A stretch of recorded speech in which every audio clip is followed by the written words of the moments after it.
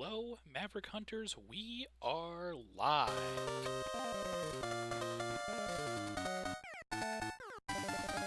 A scramble as always, but I'm very excited.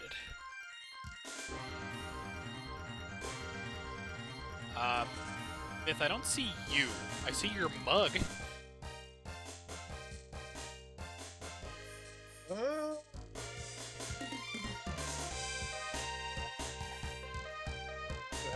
Is it still maybe fucked with because of the game show?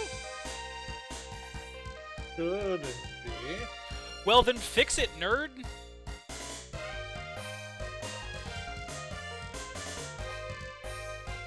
Oh, I think what happened is I loaded up Streamlabs to look around in that, and that took over capturing. Oh, gotcha.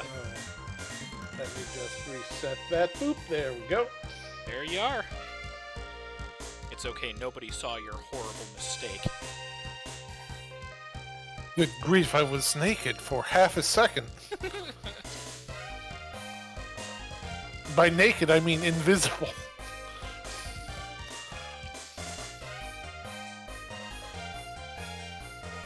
Oh no, DDD did. Also, hello DDD, thank you for joining. Well, don't worry. I can solve that small issue. Oh my god. There we go. I don't know, I've seen what DDD's hammer can do to folks. I don't know if the Halo shotgun is going to come out on top this time. I don't know, it's the Halo 1 shotgun. I know, but it's DDD's hammer. Also, hello Minami, thank you for joining. I feel like the music is probably a teeny tiny bit too loud right now. I'm sad. I never get the music. I'm sorry, there's just nothing I can do about it. Ah, that tapping one's really good. Anytime I run one of these playlists, there's always images in the background on a slideshow. It's solid. Probably gonna be late because he lost power. Oh, well, I hope he's alright. I mean, obviously, no worries or, like, obligation or anything on him showing up. 1000% obligation. He must be here. Sure. It's part of the blood contract he signed. Minami, are you glad that you finally get to see your showcase that we've been talking about for like over a month now? I know that this is one that you were particularly interested in. I'm excited.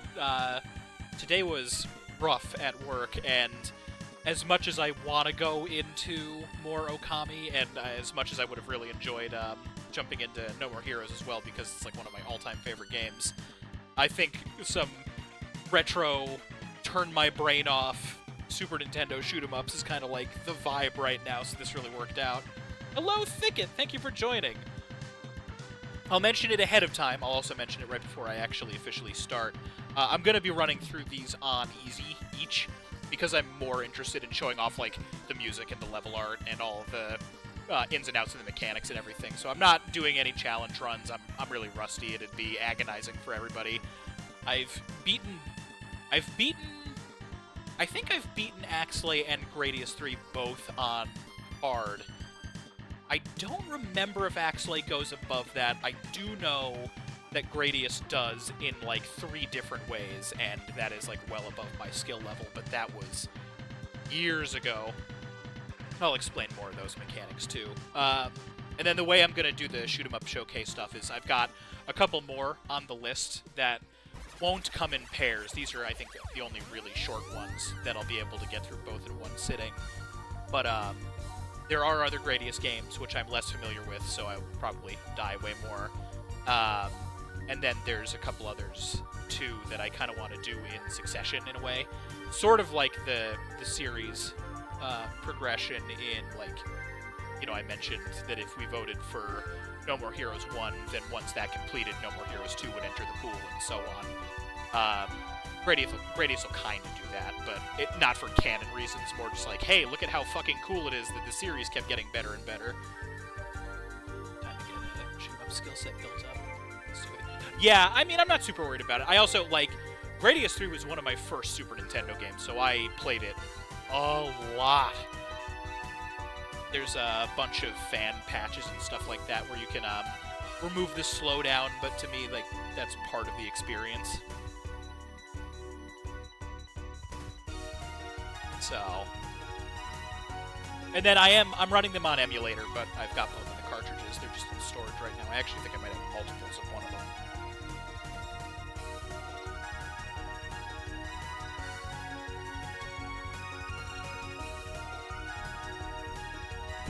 Myth, what do you think about this? I know that you've seen Axley. I don't remember if I've shown you Gradius 3 before. If you haven't shown it to me, that I might have played it before. Like, I'm somewhat familiar with several of these. Yeah. Well, like I said, I know for a fact we have a Let's Play of Axley up on the channel, so I know you've watched that one. I just want to jam with it live. That is fair. So, getting raw again because of work phone calls, so hopefully my throat holds out. Actually, speaking of, grab my water really fast. I forgot to bring it over to my desk. I always forget that Toho games are, like, actually on certain hardware. For some reason, every time I think of Toho, I remember them as, like, sort of, not fan projects, because I know that isn't what it is, but, like, I remember them having some kind of weird in and out on, like, who developed them and when and where and all that. So I always forget that a lot of them are, like, actually... Oh, yeah, that too. That it's possible. I've never actually played a Toho. Most, like, bullet hell style shoot 'em ups aren't usually my vibe. There's a couple exceptions. I really like Ikaruga, but it leans into it in a different way than, like, a normal bullet hell would. And then, and that's also on the list. I like Radiant Silvergun, but the pacing is a little bit too slow for me. And then I wouldn't call Raiden bullet hell particularly, but they are also vertical scrollers instead of horizontal. So they're, like, almost there, and then, you know, all of them on higher difficulties can get that way.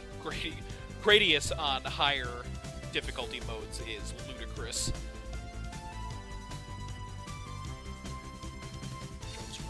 Okay, you know, that is what I'm thinking of.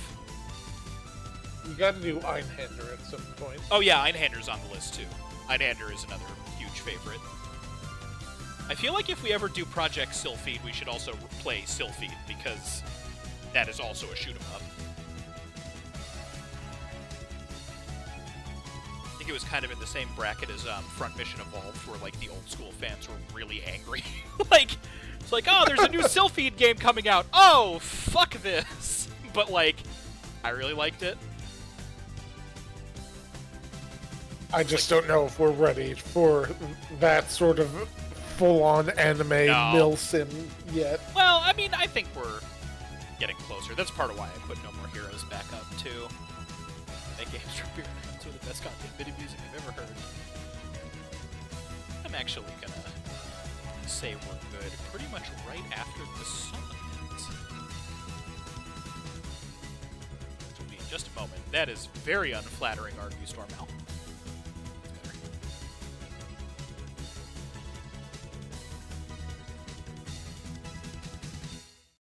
I was very clever and put on the theme of the birds for the shoot 'em up day.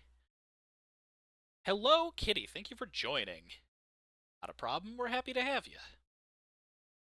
All right, let's launch. I really am very excited. Myth, Myth, give me a quick screen or a stream check and make sure that it is actually coming through again. I'm not hearing any game audio. Well, no, yeah, it wouldn't be audio right now. This is all blank. But you can see it, like. Yes, I can see. All right. We're going to do Gradius 3 first. It is the one I'm the most familiar with. It's also longer, and as much as I love it, it is, like, the formative shoot 'em up for me. I like Axley more. I think it is the more impressive looking game because it came out after the fact. So I think doing them in that kind of lineage is the way to go.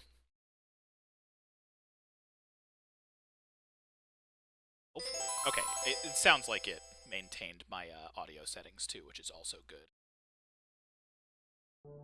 And you know we gotta do the opening. We're going end to end on this stuff. Yeah, Gradius 3 and Axlay are two of my absolute favorite Super Nintendo games. Bar none. Like, easily. Ah, the impact on the claw hitting the end of that. Ah! Super Nintendo bass is so good! God damn it!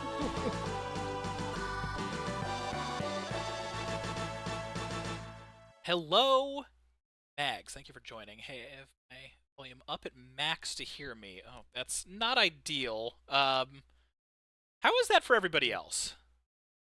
I'm actually curious. Like I mentioned, I'm gonna do it on easy. Pretty quiet on my... Okay, hold on. Let's fix this now while we're thinking about it. You know what it is? I think I turned myself down the other day because I don't have the same noise suppression that I used to, and I was seeing it peak a bunch, so I'm at... No, hold on. Hello, Wombat. Hello, Wombat, Hello, thank you for Mabel. joining. And Mabel. Mabel, you're the second one to make that... I'm about to make it everybody else's problem. How is this? Is this, like, peaking the microphone? Because I'm getting red on my audio meter, but it should be louder. Am I deafening? Is everything all right? I want to make sure I'm good. Sound blue to me. I get it. Sounds good. All Do right. we need to do a balance check now? No, because that was just microphone. So you should still be fine. Everything's all Hello. right? Okay, cool. Twitch. All right, cool. That's good enough for me. All right, so like I said, especially since a couple other folks showed up, we're going to play both of these games on easy because I don't really want it to be like a super challenging experience right now. I just want to showcase the games end to end, and it won't be any fun for anybody if I'm just dying over and over. Gradius 3 is the third game in the Gradius series. Technically, it's a little bit more complicated than that. There are also the Life Force and Salamander games, but they're all kind of linearly one series. Traditionally, in Gradius games, you have these preset weapon sets, which is like the original vibe. This is how all the ones prior to this one were. What 3 introduced, I don't remember if it was in arcade, I'm pretty positive it was, is edit mode, where you get to choose all of your power-ups individually. Part of me is kind of... Mags, Kitty was saying that they had to have me maxed out, and I was quiet. Part of me wants to do a chat chooses everything. I'm willing to try that, but I know that there might be some confusion as to what does what. Most of it's pretty self-explanatory. I can explain bits and pieces. I will say my favorite loadout typically is small spread, tail gun, then I'll alternate usually between C laser and E laser. E is very fun. F option, force field, and I would advise full barrier. Just even if it is a chat vote, the rest aren't the most useful. But I'm open to suggestions. You want to see E laser? Okay, we'll definitely do E laser, especially on easy mode. It'll be a lot of fun. Small spread is bombs that'll drop directly beneath me and then kind of leave a lingering hitbox for a while. That's why I like them. They're useful for a couple bosses if you can get above them. Otherwise, things like Missile, Hawkwind, and Two-Way Back are more traditional, like, they'll shoot out in front of you. And formation option is practical in that it is... F option is the easiest. F is formation. It is the most consistent. There are benefits to the others. Traditional option will drag behind me in a line. S option is like that, except when I stop moving, they will continue in the direction that I was going. So if I go forward, they'll continue forward until they reach their maximum distance and kind of stay there like a lance, which if your positioning is good can be really, really powerful. And then rotation option will have them rotating around you like a shield. which is useful for coverage, but it's the tightest formation, so you don't have a lot of actual, like, wide range with it. Honestly, I can make anything work. Force Field and Full Barrier I usually stick with because the others are much more situational, and those ones are just always good. But let's go with this. Option, send file to, oh, I see. Oh wait, I think I might actually know. Very curious.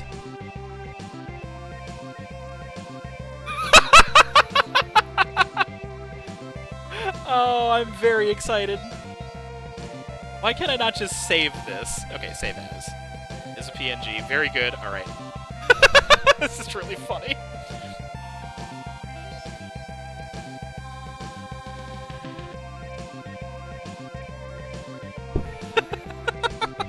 This might be one of my favorite V-Prop requests I've ever gotten. Easy mode, want to see R option. Okay, you know what? We'll do R option. That'll actually... that'll be... That's gonna be really interesting. Give me just a moment. I am adding the prop now.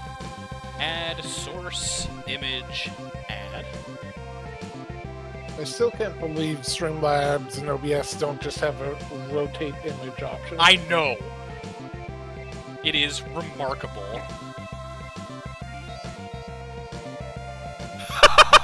I need to, hold on, I'm gonna send you a screenshot really fast. What's this? So this is Arvin. Arvin the dog. Everybody say hi, Arvin. Morph. That's so funny.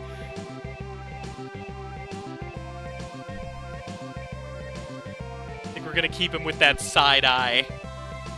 That is clearly the way to go. Or actually... Hold on. What if... No. Let's see. I was gonna have him peeking out from behind the game, but I need his helpful Can you spirit. send me that image real quick? I want to see if I can make something for you. Okay. Give me 1 second. Just put him below the alert feed. Lock that in place. That's good. Let me send that image really fast. And then send Mythin image really fast. Oh, I also need to choose the instant. Yes, there you go. Tyrano, you sent me a screenshot. I know of I your did. folder. I know I did. Give me a second. Mabel has sent me the image. Oh, I already sent it. Tyrano has sent me the image. Hey, everybody, send the images to everybody else. It's very important. Okay. So, we have small spread, because nobody said anything else. Tail gun. I will say some of these others are useful. We're not going to be using any of them this run. E-laser was requested. Rotation options were suggested. And then I am executive decisioning force field and full barrier. Here we go. Actually, oh man, I do want to showcase one thing really quick though. I'm not going to save state throughout the game. I am going to do this here because I want to show this off. I think it's really, really funny. So, okay to save state. So, Gradius is a Konami series. That means we have the Konami code, which means up, up, down, down, left, right, B-A... hold on. Nope. Up, up, down, down, left, right. Am I getting my B and A backwards? I'm using an Xbox controller, so it's X and A instead of correct, so...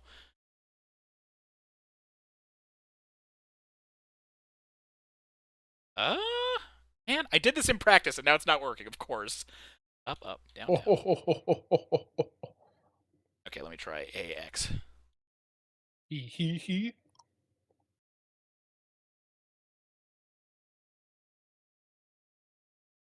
Oh, man. Yes, but there will be visual confirmation in this game.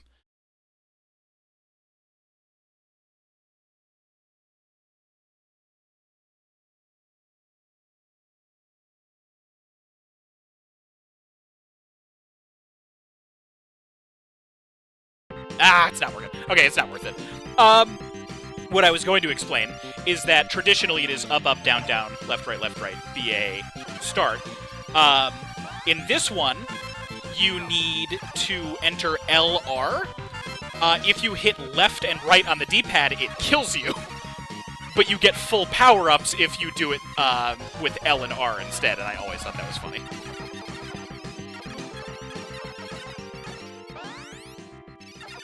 Alright, I'm not going to get E-Laser first. Typically I would with other laser weapons. You will see why I'm not going to do that right away. I actually don't know if I should have gone for 2 speed-ups right away. That's kind of for later, where I get to embarrass myself horrendously. Getting the spacing with rotation option is, like, really janky. Also, everybody say hi, Ducker. The walking gun platforms are Ducker mobile cannons. They look different in pretty much every game, and I am a huge fan of them. I ran a Yu-Gi-Oh! Deck that was based all around their card, even though they're not supposed to be mainstays.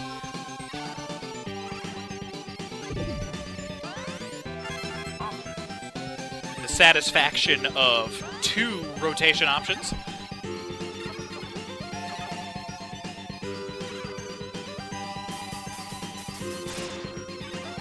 Those dragons are called Intruders. They are a Konami shoot-'em-up mainstay. We will be seeing them in Axlay as well.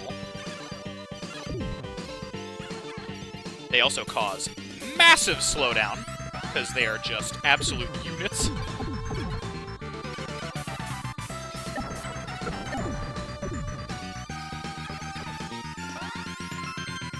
Yeah, for the boss, let's do it. So this is the E-Laser. You can rapid fire it if you want, but only cowards do that. The E-Laser, I don't know if there's an official lengthening of it. I've always called it the Energy Laser. We're done with the first boss.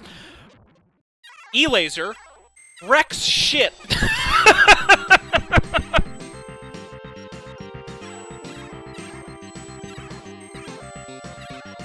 Exactly. I was hoping that you guys would choose it because it is admittedly my favorite one from this one. I'm telling you right now, this thing I'm making is going to be jank as fuck, but I'm really excited to see how it turns out. I am excited.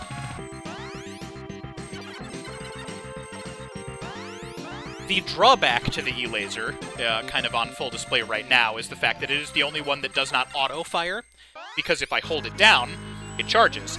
So this is the only weapon in the game that I need to button mash for. So it is going to be a little harder on me long-term, but that's fine. I am going to safety and go with the shield. I love this song. I think Axlay is the prettier game overall. It is hard to deny how outstanding... And I mean, we're going to be hearing nothing but bangers in Axlay as well, but I cannot overstate how much I love the soundtrack of this game. Like, this game, alongside the Mega Man and Donkey Kong Country games, are why the Super Nintendo sound chip is, like, one of my all-time favorite video game sound devices. Just like that, we are at maximum power. This level is a big reason why I grew to love the small spread bomb option. The missiles are good, but they're individual hits. The longer, or the amount of time that those blue blasts are on screen, they continue to do damage, which means they are continuing to whittle down these bubbles, which have a deceptive amount of health. And if you're not whittling them down and getting rid of them, they will get overwhelming very quickly. So I'm sure it goes without saying, but I'm going to have a much harder time keeping an eye on chat. So, Myth, if you would be so kind as to make sure that I'm not missing anything particularly noteworthy. You will see that question, or that exclamation mark at the end of my meter at the bottom of the screen. That is your additional ability. The reason we went with Full Barrier is because that is the option that will recover our shield if it is anything less than absolutely full. So right now, we're basically rocking the equivalent of an actual health bar instead of any individual hit killing us. We also just skipped the entrance to the bonus stage. I would have absolutely died and lost all of my power-ups, and since the Konami code isn't working right now, I'm not going to be showcasing it, even though the song is incredible. Everybody say hello to Bubble Brain!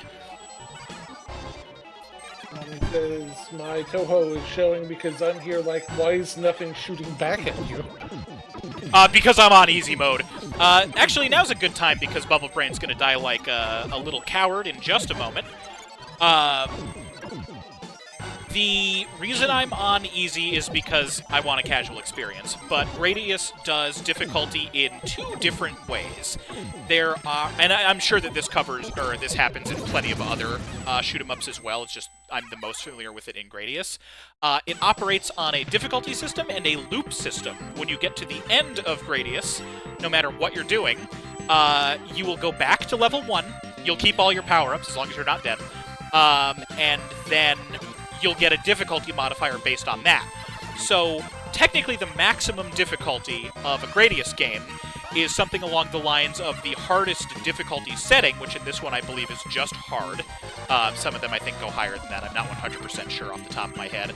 But then like loop 20. In some of the Gradius games, because these are classic shoot-em-ups where you're going for high score more than anything else, enemies will be firing at you so much that if you don't kill them, there is an impassable wall of bullets that will kill you.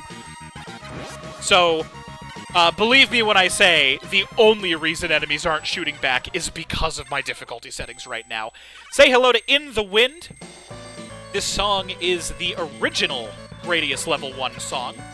This is the original Gradius Level 1, except remastered for this era of video game. Gradius 3 was originally an arcade game, which was then followed by the Super Nintendo port. There are some differences, or actually quite a few differences between the two, not the least of which being the intruder sand dragons from that first stage were bounding lions made of sand, which is also pretty fucking cool. One thing that this level does that I think is really cool, if you're a longtime fan of the series, is we will get to a point where the original boss would have been, and then keep going into an entirely different area. It's when the music transition happens. You'll know it when it happens. And it's just like a really wild situation where they're like, oh, this is cool. It's like the original first level. I'm very nostalgic for this if I grew up with the original Gradius. And then you get more and you're like, oh no!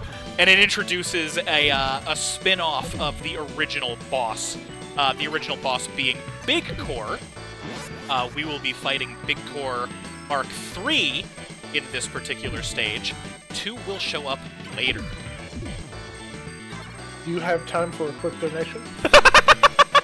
Yes. $5 from Neon Dreamer saying, hey, that's my dog! Correct! He donated to be here, you see. I did a safety refresh on my shield because we are starting to actually get projectiles in the mix. And I am a coward. What a nice mountain this is. $5 donation from a bot who's about to get retired. A bot who's gonna get got! I'm just gonna go ahead and ban you.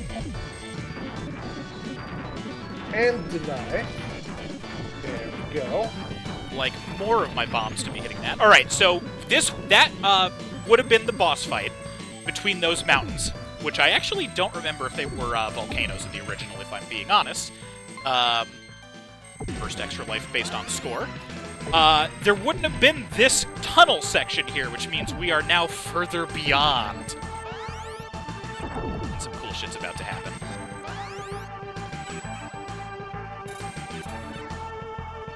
We are entering drill mode.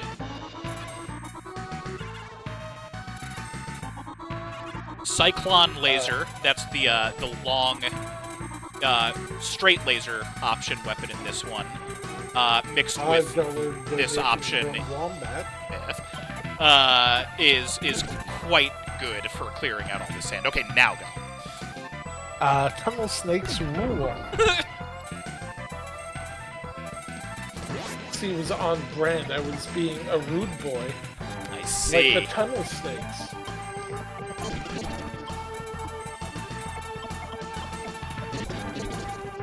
Sea laser. Well, it doesn't penetrate directly. Things will stop it. It's just consistent multiple hits, basically. None of these are like fully piercing, but it has lots of little tiny hitboxes, so it's like this game's equivalent of piercing, basically. So it's really good at like sweeping through all of the sand.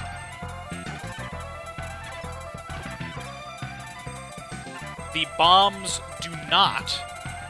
So what you're seeing right now is my shots coming out of the options that are embedded in the sand, which is important for some spacing because more enemies are going to keep coming up. This is a very, very wide area we are at.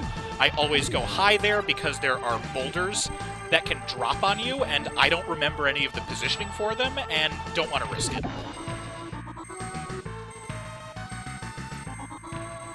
Because again, I'm a coward. Right, now if we're quick, I would like to get rid of that spawner. We are good there. We're good there. As long as I get this chain going, our E-lasers should take care of all these guys.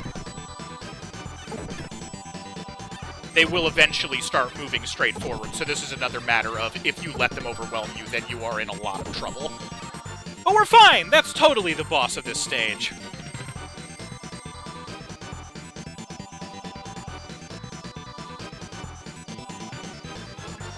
Everybody say hello to Big Core Mark III. Listen to these laser sounds. They are amazing. No Big Core Mark III. Ooh, took a shield hit. This is our first classic Destroy the Core moment. Mainstay of the Gradius series are these types of core bosses. We got an ad. Whoops. At least I do. Yep, it is an ad break. The vein of SNES lasers, absolutely. Bitboard Barb 3. Yeah, 100%. For those who can hear us, I don't need to tell you that we'll be back in 3 minutes because you can hear us and you're still chilling. But I am going to pause these games because the whole point is the showcase, and it is free to pause, so bear with us. So that it's not deafening silence for 3 minutes, I will go ahead and start this playlist back up. It's a shame that I wasn't able to hear any of the game show music on Tuesday. The playlist but I came out trust that very it was well. good. Yeah, honestly, like, especially, I didn't know you were going to do that intro, so the opening song synced up with it almost perfectly. It was so good.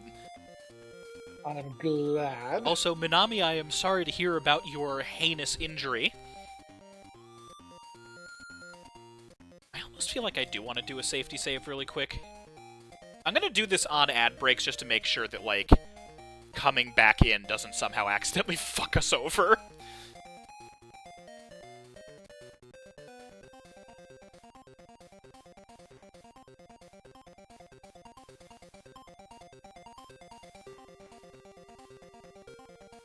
I'm just about halfway done with the thing I'm making. God, what else are you doing? It will be worth it, I assure you. God, the mouse sensitivity in ZSNES is fucking nuts. Full weight went on it. My sympathies. My fucking table lost. Oh no, I'm sorry to hear that too, Mabel, even though I don't... Or no, wait. You should be a subscriber. Master Purple. Ugh. Yeah, that sucks. I can feel that. Oh, excellent. It's weird because it only shows a couple people listed as subscriber, even though I know that there are others. Especially since we got that, random gift set. Back from ad break. somewhat appropriate music. Hello, welcome back, chat. I am going to Hello. fade the tunes back out. Kind of sloppily, but whatever. I still had my volume knob. I still need to fix that. I did do a safety save, for those who didn't hear. That is not to be abused. It is more that I'm always gun-shy about emulators being weird when I, like, come and go. We are going to chosen show background instead of the superior ripple background. Oh, I never changed those settings. I'm an idiot. I don't remember how. So we do have a save state. Don't panic. Anyway, back to it. Didn't mean to spend that just then. I keep doing that, coming out of pauses. Unfortunate, but we'll live. Perhaps literally.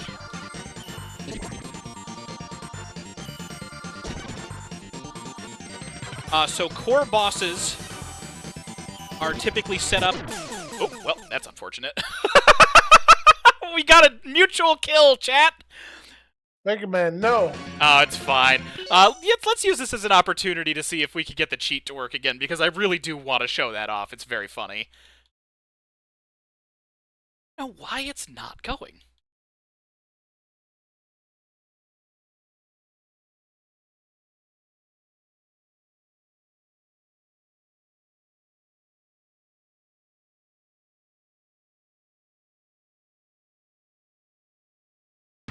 So bizarre. Well, let's see if we can just do it. I'm betting no.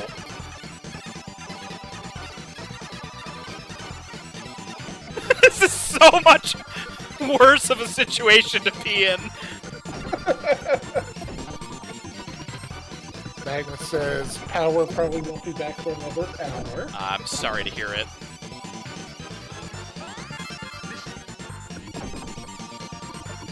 Get got, nerds. It's so weird to me. I got the Konami code tests immediately first try when I first booted up. And now it just won't go off, and I'm not 100% sure why. Ah, why am I like this? It is gun-shy. Let's try one more time. I Maybe believe just- in your ability. Well, I set it up a certain way, so a...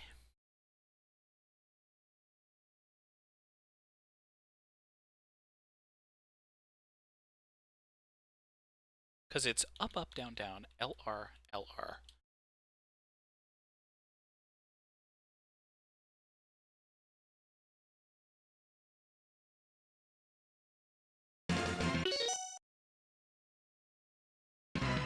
Yeah, like, even the fake one isn't working. Oh, no, there it goes. That's the fake one, which I think is very funny. So, I don't know why it's not going off on the other one, because it's the exact same input. Like, I can't believe that it went off on the test. It's like, okay, does left, right work? So, that's the half that I was explaining earlier. But you saw the option shows up in the thruster. That's how you know that it went off. There we go. We don't have the laser. I'm going to do it this one time. Because I'm baby. I think it also only either works... might work once per... continue? It's either, like, per continue or per level. It doesn't work... I can't do it every time I die. So I need to get my game face back on. Arguably, this is actually going to be the easier loadout for this fight, though. The regular shots are going to be a little bit more consistent as actually landing. You may have noticed the core bosses have little barriers in front of their cores, and we need to punch through those first. I think it is once per game over, yeah. And we do always have that safety save, so it's all good either way. Actually, I'd like to see if I can trigger you to go down first. That would be delightful. Thank you.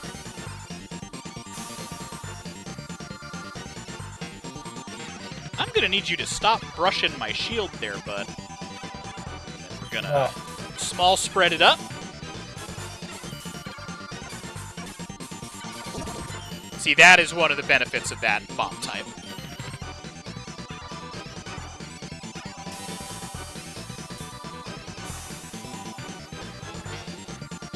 Man, I don't remember the hitbox being that much wider.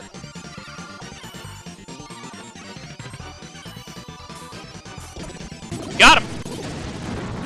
Because the lingering hitbox stays behind, you can bypass those barriers. A little bit riskier, way easier with the other option types, but we're putting rolling option to work this time. It was the request, and I'm okay with it. Not that I'm particularly worried about a high score run, but for anybody who's ever curious, I'm going for the shield first because I'm a coward. Getting those blue instant kill power-ups, or power capsules, I'm sorry, that is actually the official term, wipes out every enemy that's on screen, but does not give you any score for them. So it's more a safety net. This is also the odd game where the power capsules don't count towards your score. Anyway, welcome to Easter Stone. I think this is my favorite Maui head, depending on how you pronounce it. I've never really been 100% sure myself. Song in the Gradius series. This is a recurring stage theme, like aesthetically, having the Easter Island heads. More often than not, they get kind of jokey music. This one is just nothing but Super Nintendo bass and drums, and I love it. I'm getting some sort of mana flashbacks from this music. It's awesome. Listen to this part, though.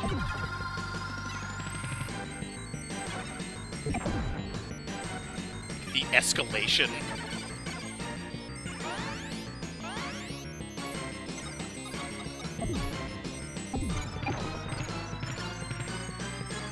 And also, there is a pseudo-infinite stage loop going on right now. If I were to go up or down, it would seem as though I was just looping forever, but I will eventually get back to the Easter Stones that I have destroyed. Also, a fun fact, there are, again, I've mentioned it a couple times already, both in this stream and also Discord, multiple Gradius cards in the Yu-Gi-Oh! Trading card game. Why I said it that way, but here we are.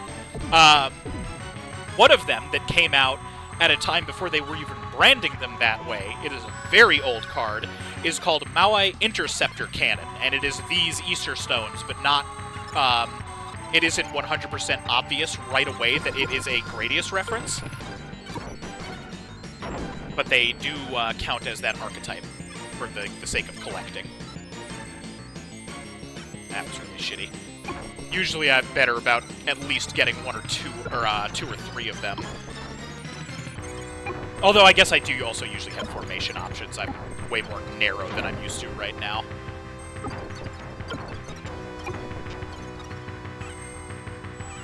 Ow. This is fine.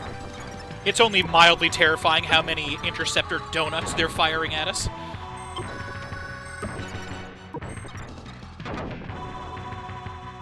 The sound of them exploding, too. There's so much punch. Like, I love how punchy the sounds in this game are. Alright. I wasn't nervous about, the previous boss. I am a little bit on this one. There's a little RNG involved, and, there's no grace and vulnerability on shield hits. You get 6 hits, but they can happen all at once, which is what happened with that first death to Big Core Mark III.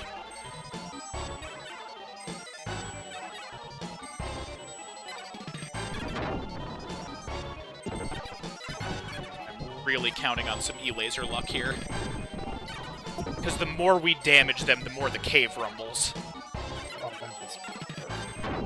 We can still die, we can still die. Okay, we're good. Good night, Thicket. Thank you so much for joining us for a while. Stone Kong mini boss, but cooler. Ableton's pants.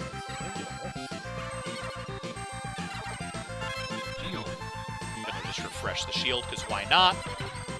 I get these next two stages mixed up. I am pretty positive I know which one we're going to. I will be on the honor system and say if I'm right or not, but I don't want to spoil it either way. The next two stages are really cool. I'm going to just add this image on my end so it doesn't get in the way of you. Thank you.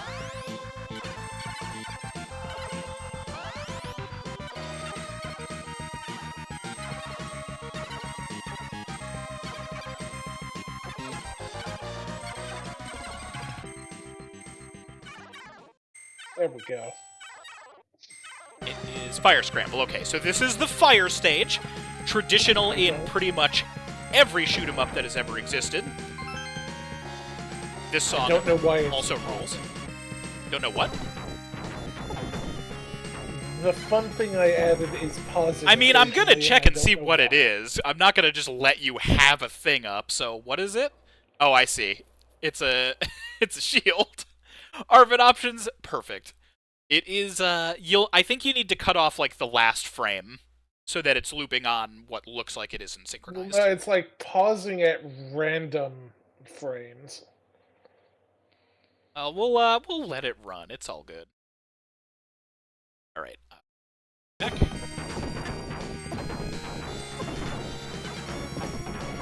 These boulders are terrifying. I also think on this difficulty, this is going to be the first stage we see an option hunter. We'll cross that bridge when we get to it. There he is! Higher difficulties will change when they appear. Luckily, rotation options are an easier one to avoid them with. Formation options, being the widest, are the scariest. If that impacts with one of your options, it will take it away from you, and you'll have to get it again. They are a huge pain in the ass. Also, have a Yu-Gi-Oh card.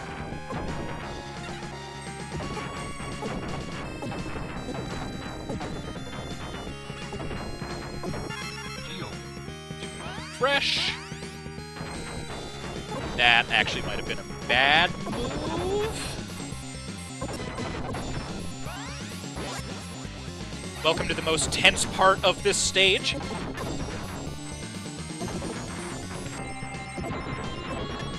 Fire Scramble is relatively short. This is already the boss arena. We saw the Sand Dragons earlier, but get ready to say hello to the actual, for-real, classic Intruder. Intruders are almost always fire element. The gimmick of this one in particular is not only its looping pattern and being able to leave the stage, but the fact that it is two-headed, and we need to kill both. Hi, friend. As soon as we kill one, which should happen pretty quickly with the E-Laser, it is going to reverse course. We, somewhat surprisingly perhaps, would like to have it die when we are in the middle. You will see why as soon as the fight is over. Because on death, it turns into projectile spread. That is Fire Scramble down. The next stage is aesthetically one of my favorites. And then we have level 7 after that, which is the one that I am the most scared of.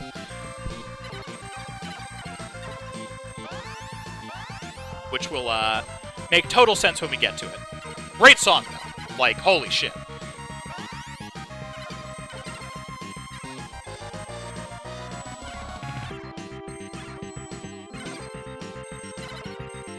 One of the weirdest side benefits of the E-Laser is that it generates its own slowdown, so you're almost getting like a time stop mechanic with it.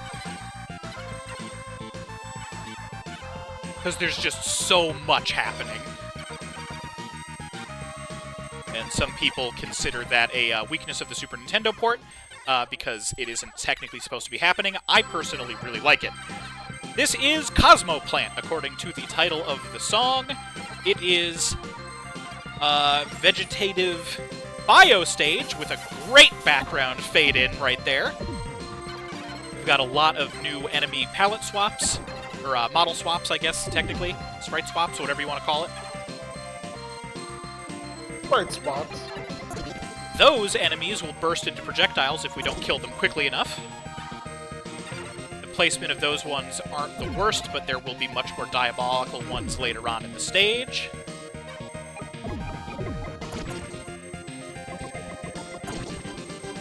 That one up top might go off.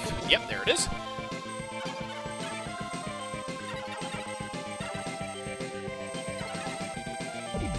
I think I usually prefer the bottom path here, but let's... Alright, get ready for these gentlemen. To the best of my knowledge, these are indestructible enemies.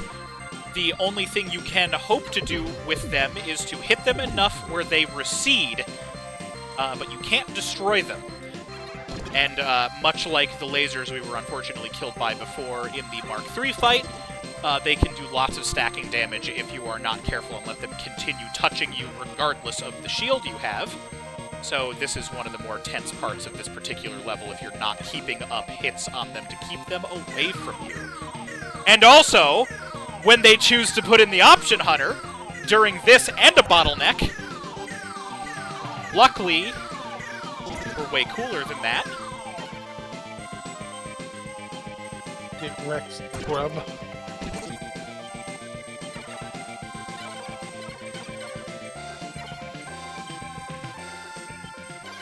Blanking just a tiny bit on this boss fight. I will remember it the moment I see it, but I am mixing it up with Gradius Gaidon's Flower Boss. Right! Honestly, kind of forgettable. I don't like it. One of the scarier things about it is the fact that it has two hands, and they will continue firing projectiles, even if they are behind the model, so it can juke you with shots that you don't see coming from quite as far away because its Venus flytrap head is so large. So you need to always be on your toes about it. If you didn't notice, it also sucks you in during this attack. Shouldn't matter. Yes, that is the first speed gate. There are a couple instances in this game where if you don't have enough speed-up powers, regardless of what your playstyle preference is, you will die. The stage coming up is the other one. That one is kind of the soft introduction to needing to be quicker. We are about to hit level 7. I love the visual. I love the thematics of it. I love the challenge. It is my least favorite stage in the game because I am terrible at it. To a degree... How many stages are there? 8 to 9. I am going to break my rule, I think, because I didn't expect any deaths, if I'm being honest. And I'm going to make a safety save when we get to the beginning of this stage, because the alternative could just be a total and utter lack of entertainment. And nobody wants that, so... Well, that's my Saturday streams.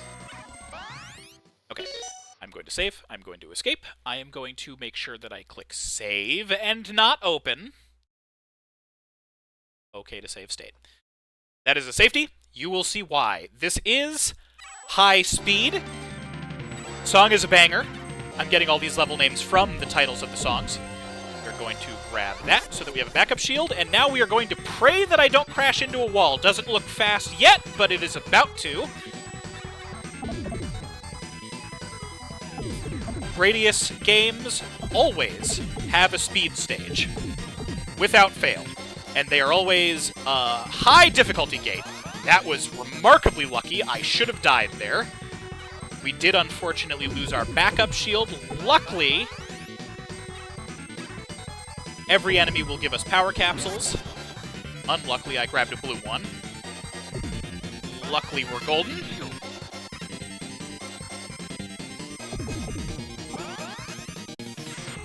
I am continuing to fire my E-Laser because it is giving me more breathing room on the speed. It should be going much faster than it is right now. So this is very much on purpose. Ooh! Okay. Honestly, Well pretty hyped that I got that in one try. I haven't played this game in like a decade, so that was a lot to ask. I love this core boss's design. It is the first one to not have any particular barriers. It is still very scary. Those hits are shield hits.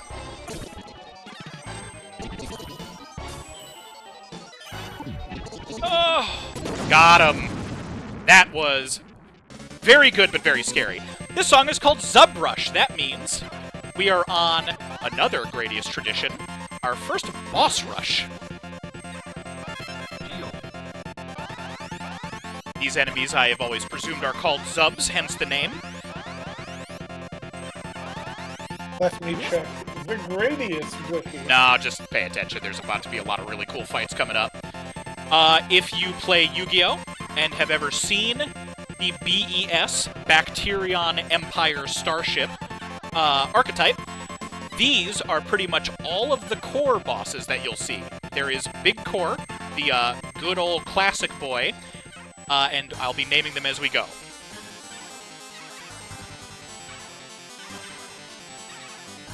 So this lad is named Death.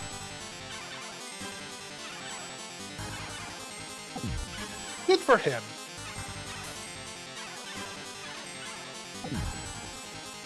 In higher difficulties, those missiles home in.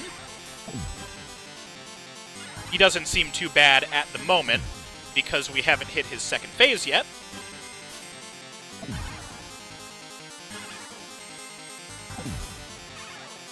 It's a lot scarier without formation options, if I'm being honest.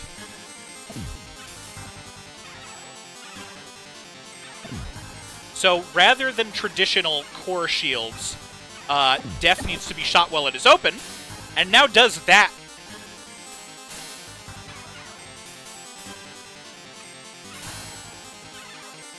So named for how risky it is. Famously, he can fire one shot after that sometimes.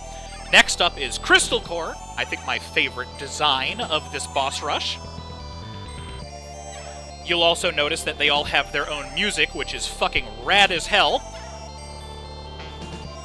Crystal Core is also featured on the Yu-Gi-Oh! Card titled Safe Zone, named as such because there is a particular corner that I cannot remember and do not want to risk dealing with right now, where you can just sit in safety and not worry about getting hit. I think it'd basically be right about here. Thank God.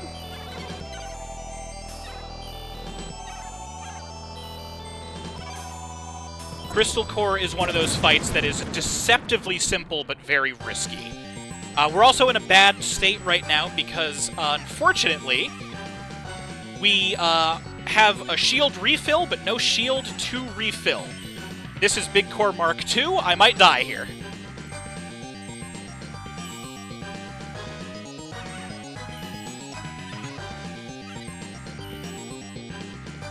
Small correction for you. Uh-huh. Zubrush is the name of that wave of the Zubs attacking you. The actual track is called... Aircraft Carrier. Aircraft Carrier, thank you. That is correct. Yeah, no, that's what I'm saying. All of these bosses are. This one is also risky. This is Covered Core. About the closest thing to a bullet hell we're gonna get. Bear with me, please and thank you. This one does require quite a bit of focus. Not that the others haven't, but I'm gonna shut up for a moment.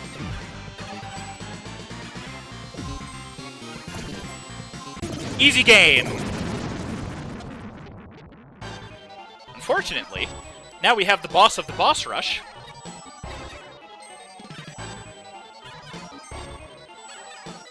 I don't remember your name.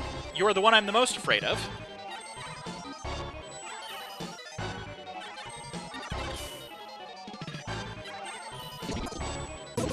Oh, see, one of the reasons I don't usually use rolling option is because look at all of that visual confusion around me.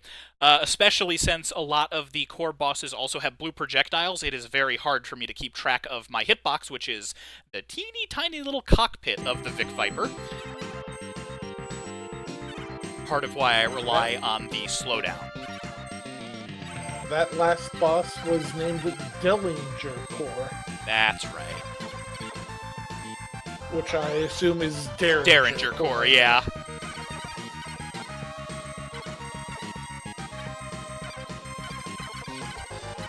The SNES version of Gradius 3 calls it Grim. I do think I have the manual somewhere still. Meanwhile, I don't fuck up and get our shield back. Safe and sound. Good and cozy.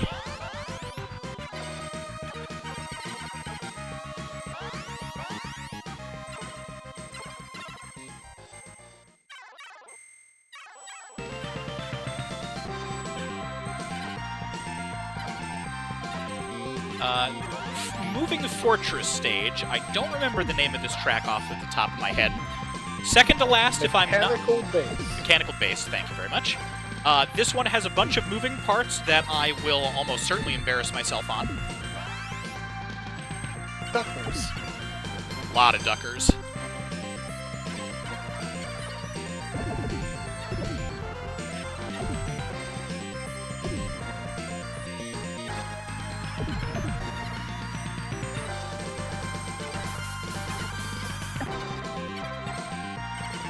Oops. That's bad. We're not worried about score here today, so I'm going to take the blue power capsules if I can get them.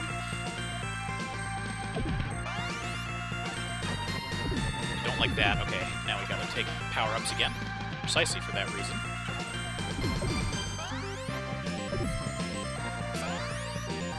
So why don't you redeem Tailgun? Because it gets rid of your laser. The double options and the laser options are options. You choose one or the other. So you're basically Gotcha. trading off specialized high power for hit range. And honestly, in quite a few professional, very high difficulty runs, you see a lot of alternation between the two types. I, however, am an idiot, and usually just stick with my laser, because they're the cool ones. I'm in a lot of danger right now. Oh, I'm in a lot of danger right now, if I'm remembering correctly. There we go! We're going into a bullet hell boss.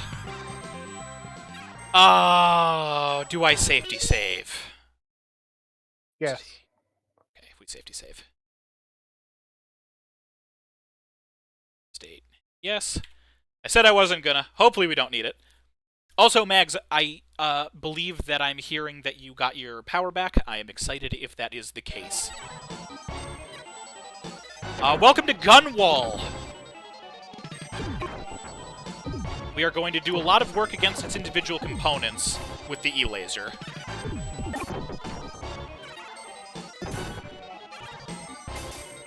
I think this might be a free fight now, actually.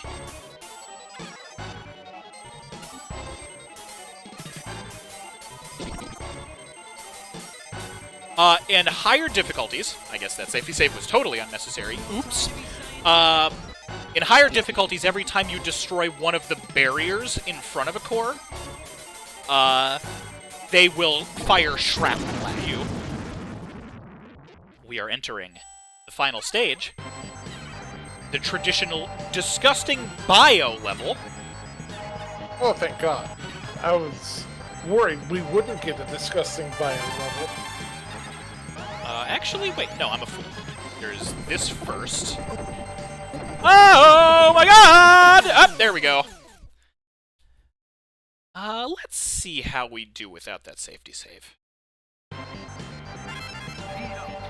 Not gonna be great. Oh, this is actually one of the worst possible spots that could have happened. I'm gonna go ahead and use the, open state. We will have to fight Gunwall again. That will be my punishment.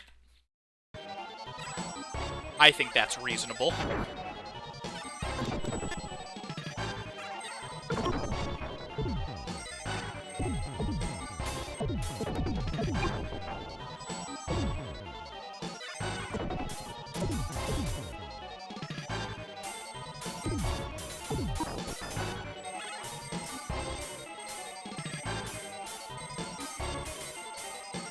I see advice coming through in chat. As if I'm capable of reading chat. Stay near the left. Yeah, it's more that, this final section is the stuff that I've replayed the least. Not... just stay near the left of the screen and Yeah. slowly tap forward.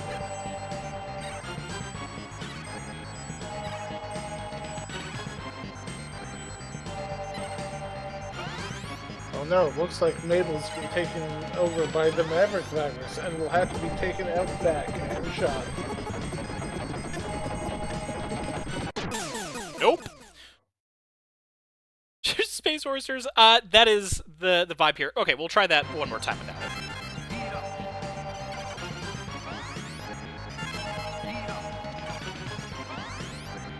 Nope!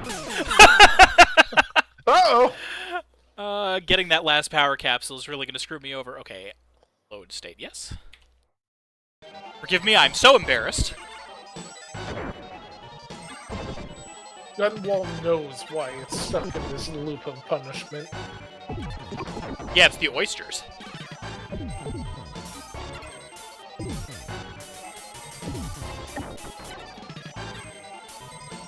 More than anything, really just one of the worst spots for me to have been caught without shield. But that's my own fault.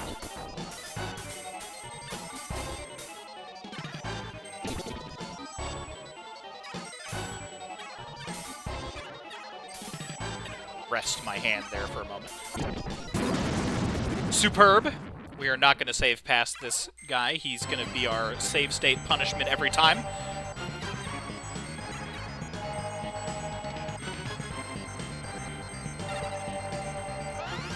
You know what?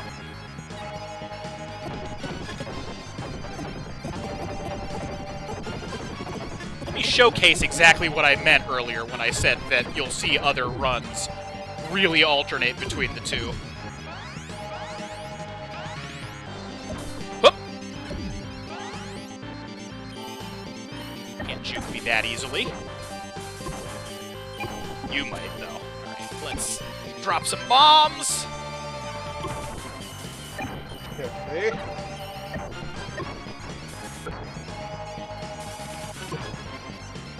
Magnus says the Arvin options are providing excellent moral support. I agree. Thank you, Arvin. This song, I don't remember the title of. I remember its alternative in Gradius 5. I choose to call it that. Elephant Gear. That is not what it's called in this one. We love a weirdly core-colored enemy. This is another recurring enemy type for late-game bosses in Gradius games, having to cycle between these legs. Not that it matters too much. Elephant Gear in 5 is a terrifying variant. I won't spoil it because I am eventually going to play 5 on stream. Whoops, whoops, whoops, whoops, whoops, whoops. There we go. Okay, so not the discussing bio stage. That will be next. In Sexy Parodius, it is, in fact, a big sexy lady. She is dressed like a Vegas showgirl.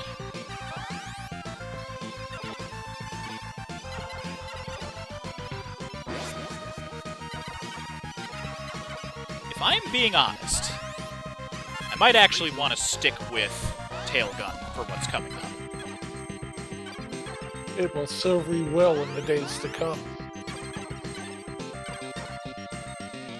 Oh!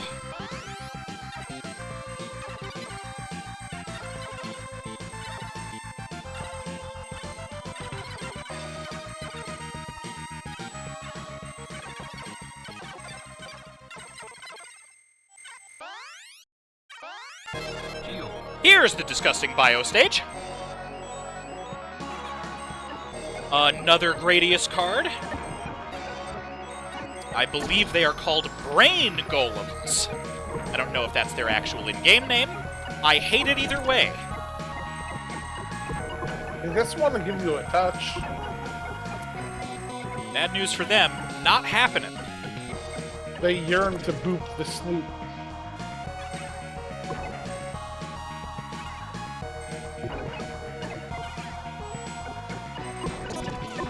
really a rare instance where the fully charged E-laser comes in very, very handy on normal enemies.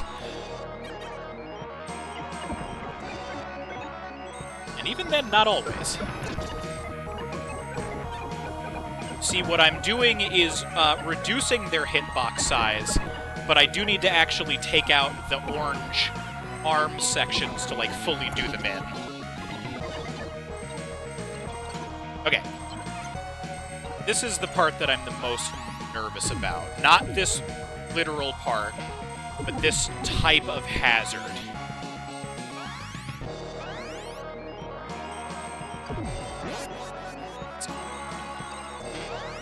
Oh, damn it! That sucks. Okay, bear with me a moment. I'll explain shortly.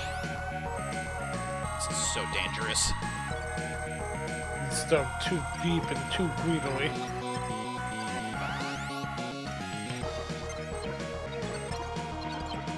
Oh, this is the worst time for this.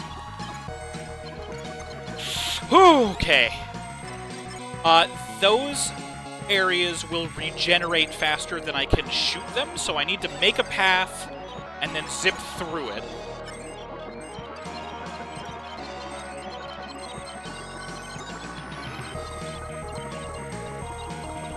Oh, I hate this part so much! Okay. This part is horrible.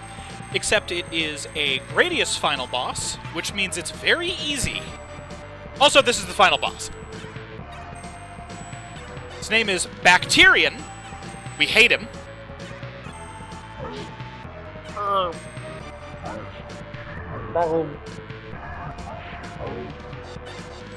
don't think this one is free, though. He might as well be, though. That is game. So, the way Gradius final stages typically work, this one is a teeny bit of an exception. Thank you. Is that the final stage, most of the time final two stages, are crushingly difficult. And then the final boss is literally defenseless, like just a brain in a jar, basically. And the whole idea is that they are the alien mastermind behind everything, but have no actual physical power. They are just in charge. So if you do manage to reach them, it's over for them. And I've always liked that as a detail. It's like, you're fighting their armada, not them. So if you can punch through what they can throw at you, the game is already over. And I just think that's a really, really cool detail. That one does actually attack, though. When I say that for other ones, I mean literally they can't even attack you. It is just, you are at the end, this is free. It's like, you're just, like, face-to-face with this giant, like, horror. One of my favorite ones, though, is the end of Gradius 5, which I'm debating whether or not to spoil. 5 has actual, like, major voice acting in it. And, it's kind of hard to hear what the final boss says, but it's got a pretty baller, like, death throw for you. That said, that's Gradius 3. It's 8:14. I don't think we are going to need nearly as much as the time remaining for Axley, so what I'm going to do is reset. I'm not going to do a loop because you're not really going to see too much out of it in this difficulty level. I am going to showcase a couple other weapons because I think that'll be interesting. And we are going to do it on hard, just to show you some differences. It will be embarrassing for me. Small spread, tailgun, doesn't really matter that much. We'll do Ripple for the sake of showing it off because it's very cool. Formation option. Force field, and full barrier. Oh, sorry, I should have done a vote. Major voice acting in that there's, like, a lot of actual dialogue. Like, even the pilot of the Vic Viper has lines. One of which is actually, like, one of my favorite lines. But, again, I don't want to spoil too much of it right now, because my intent is to eventually play it on a higher difficulty. You were asking about Bacterian's faces. According to his quote at the end of the battle in the arcade version of Gradius 3, Bacterian is born out of the greediness of mankind, so it is possible that the faces surrounding him are a representation of this. Yeah. The Bacterian Empire is pretty consistently shitty. This is not what I would prefer for power right now. I overshot what I wanted.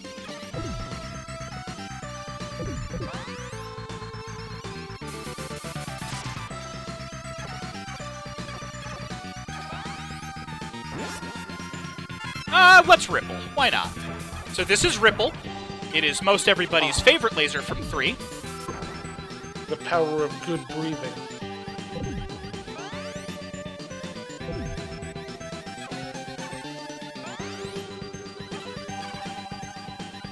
Neon, they move a little faster, but also bear in mind we are not at, like, maximum slowdown, either. The E-Laser was causing a lot of genuine lag.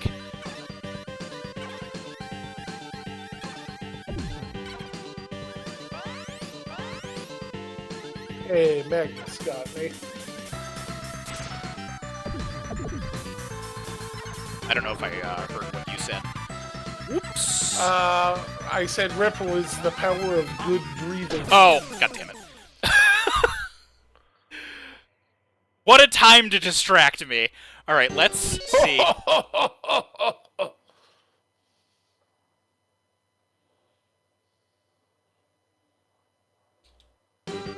Why are you not working? I need it.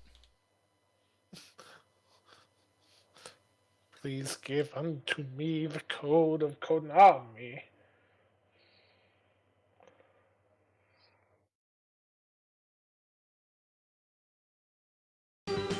Oh my god, this is torture. Konami, I beg of you, the code. Give me the code. That is making it very hard to focus on a sequence of inputs.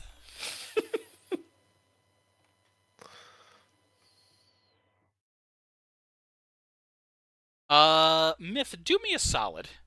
Double check it for Gradius 3 for me, because I think I'm misinputting something like a fool, and the times I have gotten it right, I've gotten lucky. It should be up, up, down, down, left, right, left, right. Well, LR, Up, LR, down, LR, LR, BA start.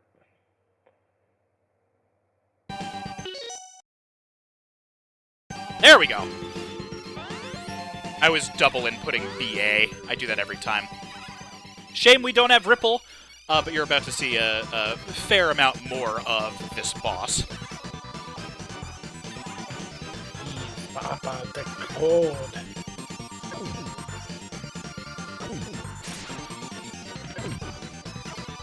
So there's going to be a lot of these guys. As a child, I called them sand doodles. I don't remember why. I think because they're squiggly.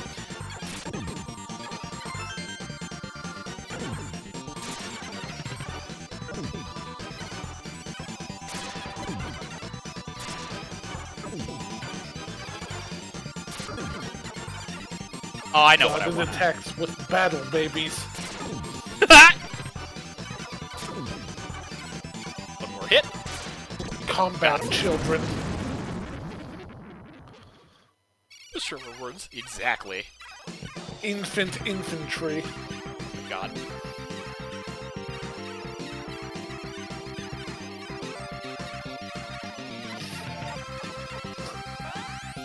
Whoa. Offspring. There we go. You will immediately see the coverage effect of ripple and formation options back to back. It's quite good. This is the power of the ripple. My God, Myth. I actually wanted one more speed up, so I'm gonna cycle back around. I would like to think, even on this difficulty level, I'm pretty safe on the second stage. Which, by the way, I wasn't mentioning stage songs. Aqua Illusion, which is, I think, one of my favorite stage title or like song titles from this one. It's very cool. But we're well equipped to bypass any frog-based barriers the course might put up.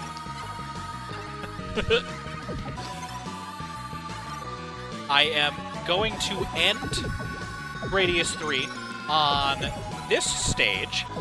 Not because it is this stage, but because of what this stage contains. We will get to it, not momentarily, because this stage is slow down the level, but it's near the end. I did mention it on our first playthrough, but it will be pretty fun when we actually get there. I have no idea if I'm actually going to be able to do it. I never have. I maintain that I probably never will, but I figure why not try it on stream? That should be funny. Chat, in the meantime, since we've already seen this stage, give me some information on your favorite video game aircraft. If I assume you're going to say R-Wing. I need you to not fucking say, and your next line is, you son of a bitch.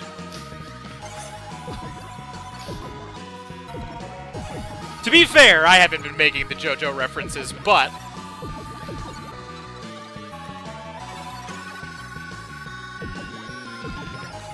Yes, it's the R-Wing for me. I think the Assault version. I like how pointy it is. That is very fair, and I do remember you mentioning that. I'm gonna juke the Option Hunter. It comes out way earlier on hard.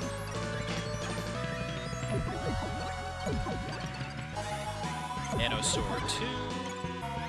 Myth, I'm gonna need you to read me off that chat participation, since we are starting to get to where enemies are actually threatening in early game. Honestly, my favorite aircraft isn't even an aircraft, but I count it because the game controls like a flight simulator. Nano Sword 2, the game in which you fly around as a pterosaur with lasers to save dinosaur eggs. That's not ideal. This isn't ideal at all. I don't have the ability to do the code anymore. Uh-oh. Oh no, I can't. Why did I think that only worked once? Huh. Alright, whatever. My trivia earlier was wrong!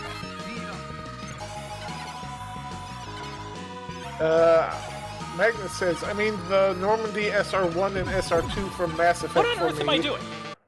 Though This shout is what out I'm to the doing. Star Fox Assault version of the Wolfen, because that thing looks rad as hell. We are going to Yes, pause that. that is also. We are going to pause that for a Correct. moment because we have entered the bonus stage by entering that lower hole in Aqua Illusion.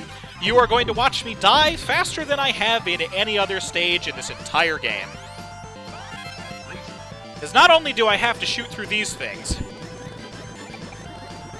It's a ripple. it actually isn't as effective here as you would think. We are also going to be dealing in just a moment with, I don't remember exactly when it happens. That is why I die every time. There it is! Chad, I need you to know that I was not exaggerating earlier. I have literally never finished this bonus stage, so if I do it on stream, I'm going to need you guys to be pretty goddamn excited. Okay, never mind. We didn't. If you die in the bonus stage, you go right back to Aqua Illusion, and you cannot re-enter it. So that was our one attempt. It is very hard. I actually don't even know how long that level is. No time to be scientific.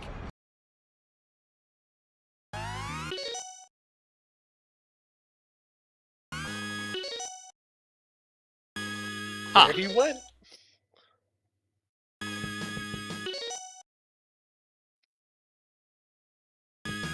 Ah, well. Let's get a game over. That was on purpose.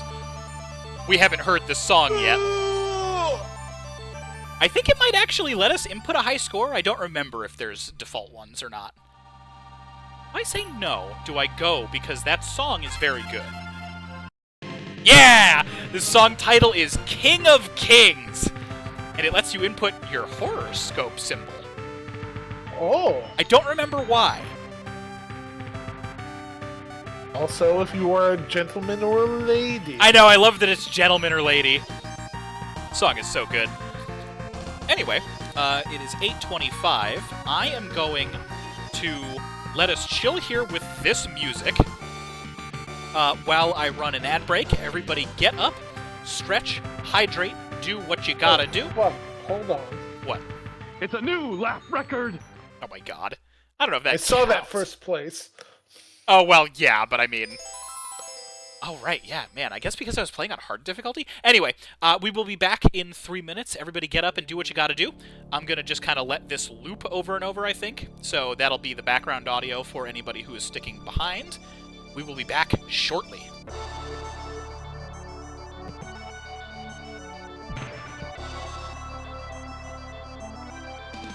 This opportunity to change the game. Mabel, please, have the Cybertrucks not suffered enough? They already all got recalled.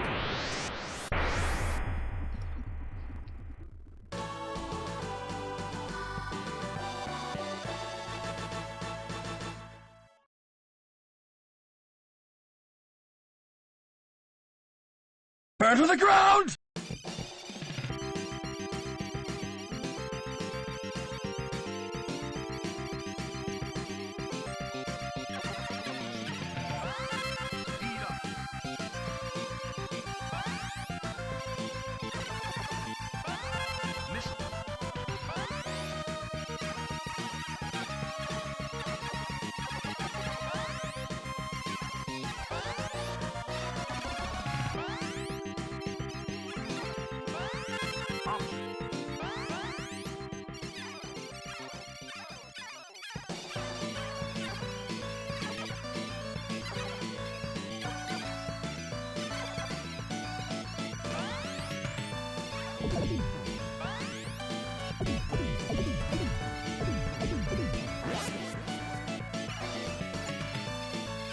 I'm back. What did I miss? Mabel threatening arson. Oh no, I heard that part and then I left. I was too scared. Minami wowed by Cybertruck flammability. I don't know if I'm hesitant to get, it's not political. Cybertrucks suck ass. All of them do. I mean, it's not even... No one's gonna be surprised to hear me say that. There are so many around here, and I have to resist physical damage every time I see them. You know, barring me actually driving, because I'm certainly not gonna run into one, but... Hot take, I think there's a difference between political and fuck the Cybertruck. I mean, yeah.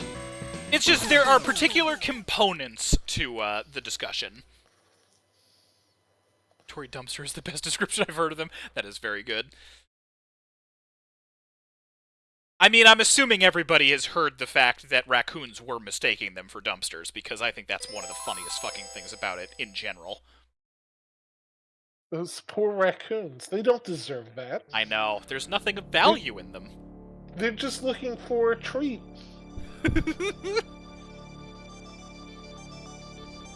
Musk has gone too far. I think, so I've seen a bunch of them wrapped around here. It's always ugly, regardless of what it is.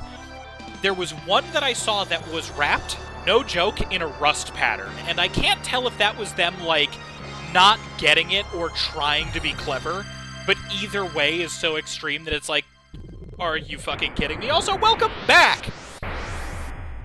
You just watched the intro to Gradius 3. We're not going to play that right now.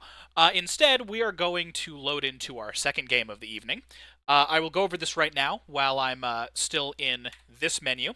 Gradius 3 is the first shoot-'em-up I ever played when I was very little. We rented it from a local video store called Village Video in Millerton, New York. It was the closest one to us, even though it was literally over the border of the state that I grew up in. And I loved it. I still have the Village Video sticker on it, because the reason I own it is when that video store cycled in new video game rental stock, it sold all of the previous stuff because their assumption, I'm assuming, I didn't know because I was just a little kid and never thought to ask about it, was that because the new consoles were coming out, the old ones wouldn't rent anymore. I'm sure there was an actual sales metric behind that. I don't know. And so they would sell them, like I mentioned, and my mom bought pretty much all of them for me. One day she just came home and had like a bag full of Super Nintendo games, some kind of crappy ones, but Gradius 3 was in there. So I don't have the original manual or box for it or anything like that, but that's how I got that one. It is a formative game for me. It is one of my fondest memories of the system outside of the Mega Man X games. I only had 1 and 2, not that that matters right now. All of that being said, as important as Gradius 3 and that series is to me, I think far and away Axlay is the better game. I cannot overstate how much I respect the craft, the design, and the music, the visual storytelling. Everything that you're about to see in this shoot-'em-up is, for my money, an absolute crown jewel of this era of shoot-'em-ups. And I know I'm selling that up very highly. I've mentioned this before in other discussions, but the sub-team at Konami that made this shoot-'em-up, Axlay, promised a 2. That is a thing that you see if you beat the game on the hardest difficulty after the credits. See you again in Axlay 2. That never happened because that staff left and made their own shoot-'em-up studio called Treasure, which means this game is the pedigree of Radiant Silvergun and Ikaruga, among many other extremely good shoot-'em-ups. Axlay is incredible. I am very excited to play it on stream.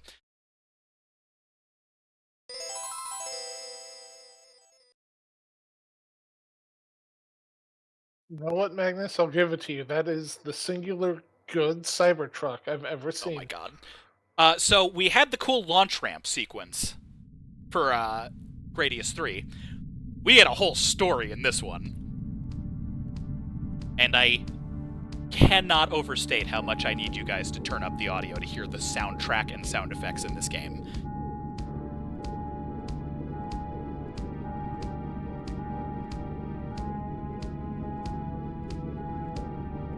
I honestly don't even want to talk over it. It's such like a good, somber moment.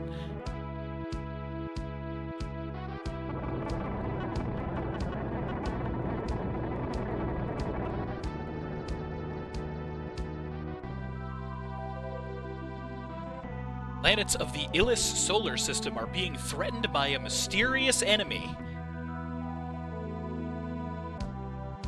The indestructible forces of this enemy are overwhelming the small and tired fleet of the solar system.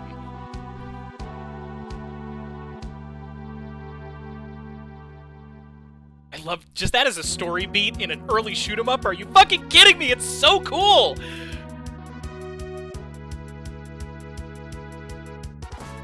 After months of tenacious enemy attack, only one ship has survived. Axlay.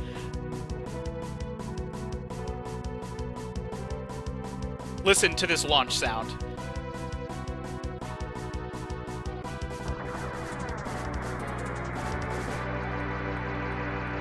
Ah, so good. And then the fade in? God damn it. Axlay is such a good game. Son of a bitch. All right. We're going to set up, because once again, I am going to, for the sake of getting through the whole game, we're going to play on easy. Trigger speed is your rate of fire, as far as I can tell, and I'm going to crank the brightness just a bit, because this game is sharp as fuck. This is also a rare instance where I play a shoot-'em-up with shot and missile on separate weapons, or on separate buttons. You will see arm change, left and right. That is a weapon loadout system. We had a weapon loadout in Gradius 3. The way it works in Axlay is very different. Listen to this loadout song. So we have this incredibly cool wireframe model of the Axlay up top, showing our pod, side, and bay weapons. Right now we only have one of each. As we progress through levels, we are going to get more, and they drastically change how you play the game. Right now we are loaded out with the Straight Laser, Round Vulcan, one of my all-time favorite video game weapons, and the Macro Missile. Good luck. And now, Unkai, one of the best shoot-'em-up first stage songs I have ever heard.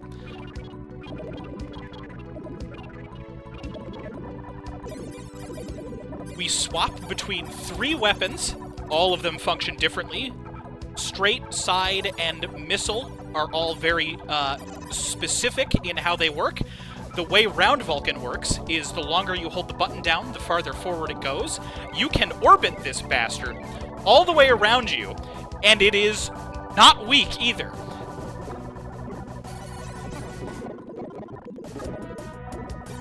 The way the weapon system works is also outside of attacking. It is your health bar. Provided you are not hitting a wall full speed, instead of dying outright on a life, you will lose the currently equipped weapon as if you were taking damage to your ship. That means minor attacks can be mitigated. You'll notice that I'm on my missile right now. My current gun is very weak, but my missile is very strong.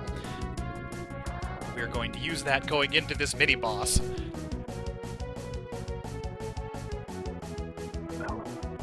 The sense of speed and momentum in this whole portion, it's really hard to describe if you're not the one playing it, but there's like a push and pull to everything that's going on in this fight right now. If we're going the same way, it's going to look like it's going very slowly, but if I'm moving in the opposite direction at it, it's going to like whip right by, and you can just barely see it beneath the clouds even before it starts doing that.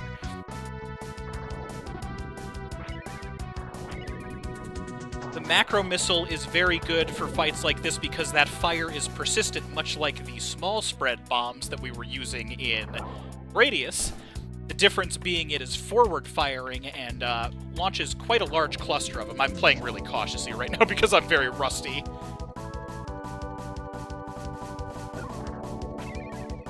That being said, I am going to style on it with the Round Vulcan because, again, it is my favorite weapon in this game. The fact that you get it the entire time is very good. So you'd think with as much coverage as this weapon gets, it would be very weak, but it really isn't. And catching things in this, like, front pincer of it is very powerful. How would you implement the Round Vulcan in a game that wasn't a vertical shoot-'em-up? You'll see in the next level. Or in a game that isn't a shoot-'em-up, like in a different style of game? That's a good question. I don't actually know. I feel like just having, like, really good coverage really works the best in 2D. I feel like there's probably a way you'd be able to pull it off.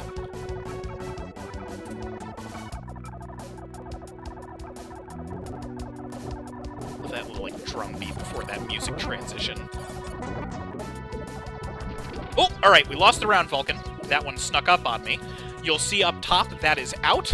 As far as I remember, there is no way for me to recover that unless I go to another stage and rearm or die, like completely die.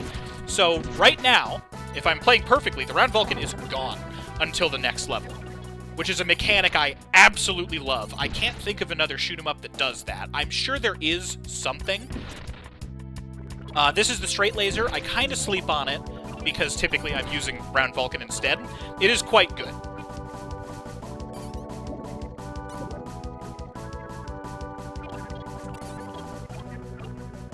Also, I glanced over. I'm glad the Arvins are giving you life.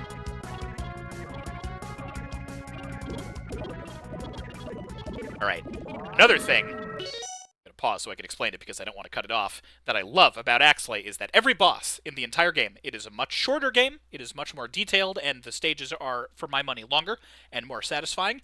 Every boss in this game gets a unique stage boss theme that is based around its vibe and the vibe of the level that you just played. Nice, nice.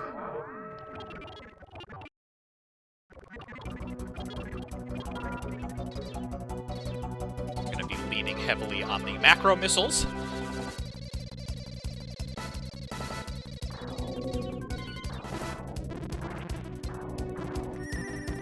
The spider web that this boss, Arkanoid, I believe, if I'm remembering the name correctly, is not a direct attack, but slows you way down so that it has an opening to attack.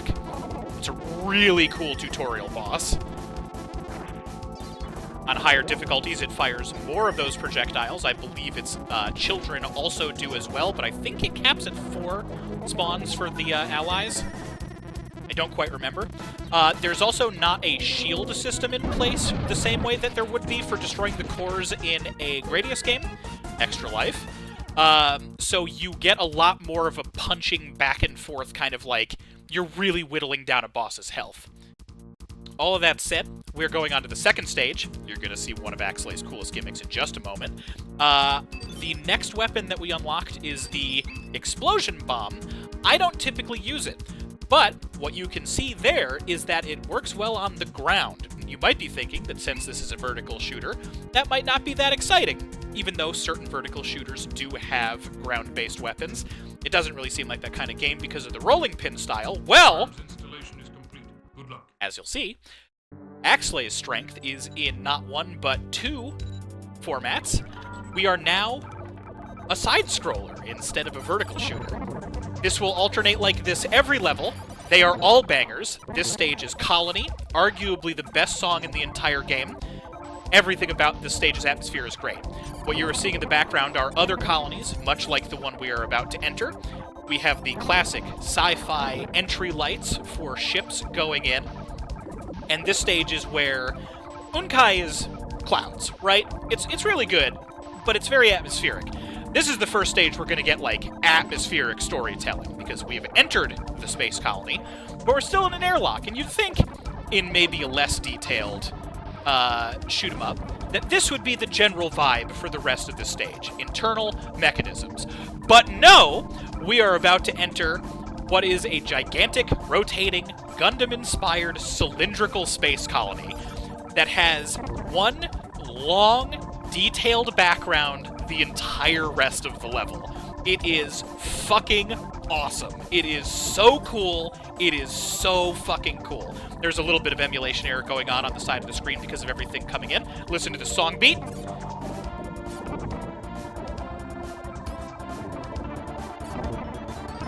Oh my god, I love it so much. I'm currently flying over an airbase. The entire vibe at present is just immaculate, but there's going to be the second time we hear that musical sting.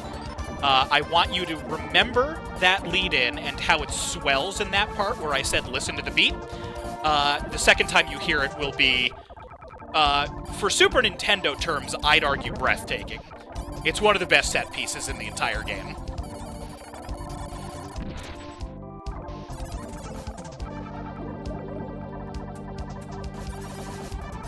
So, we are now crossing over some bridges.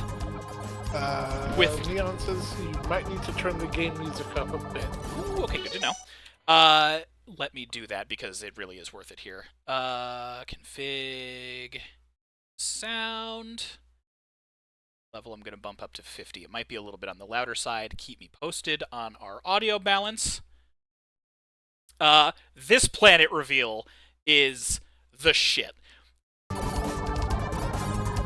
I really can't get over how cool that moment is.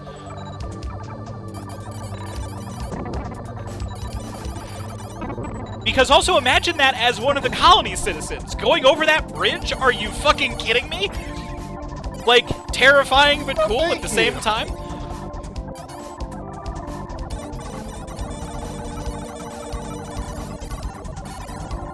With Round Vulcan, you are going to notice me trying to get closer to enemies in a lot of sections if I know that it's safe.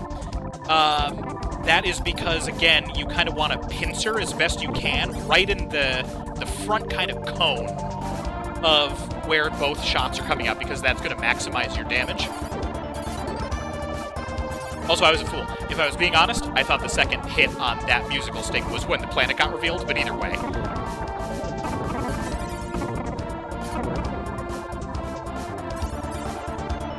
Now, the visual storytelling progresses. We entered before just fine, but this airlock is damaged. God damn it. Whoops. That's fine. We're good. Because unlike Gradius, we just keep going. Got an extra life earlier, so that is also fine. Things feeling a little bit on the sinister side. We're moving through some heavy security gates.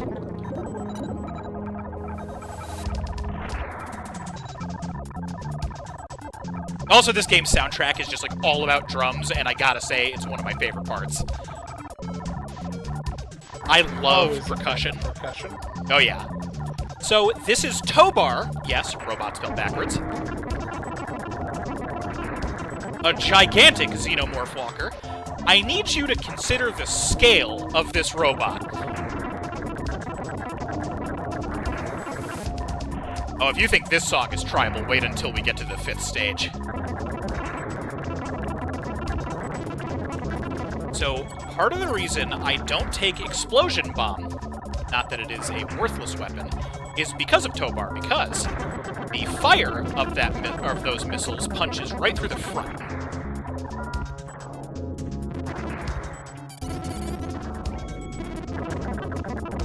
You can destroy the Vulcan independently.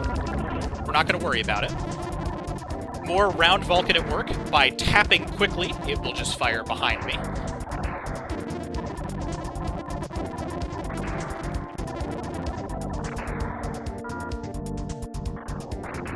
Hit me with that crush laser, baby. I gotta see it on stream at least once.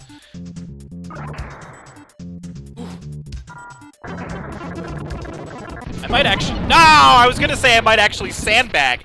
It has one gigantic laser cannon that comes out of that little black sliver you can see inside the canopy. It's great. Tobar's a great boss fight. Played the first level of Die, never try to experience again, and I'm honestly... I love this game. I know that it's being said a lot. We're getting our first weapon swap. The slightly silly named Needle Cracker is quite good. We're sticking with Round Vulcan pretty much the entirety of the game. Excuse me, give me one moment while I drink some water.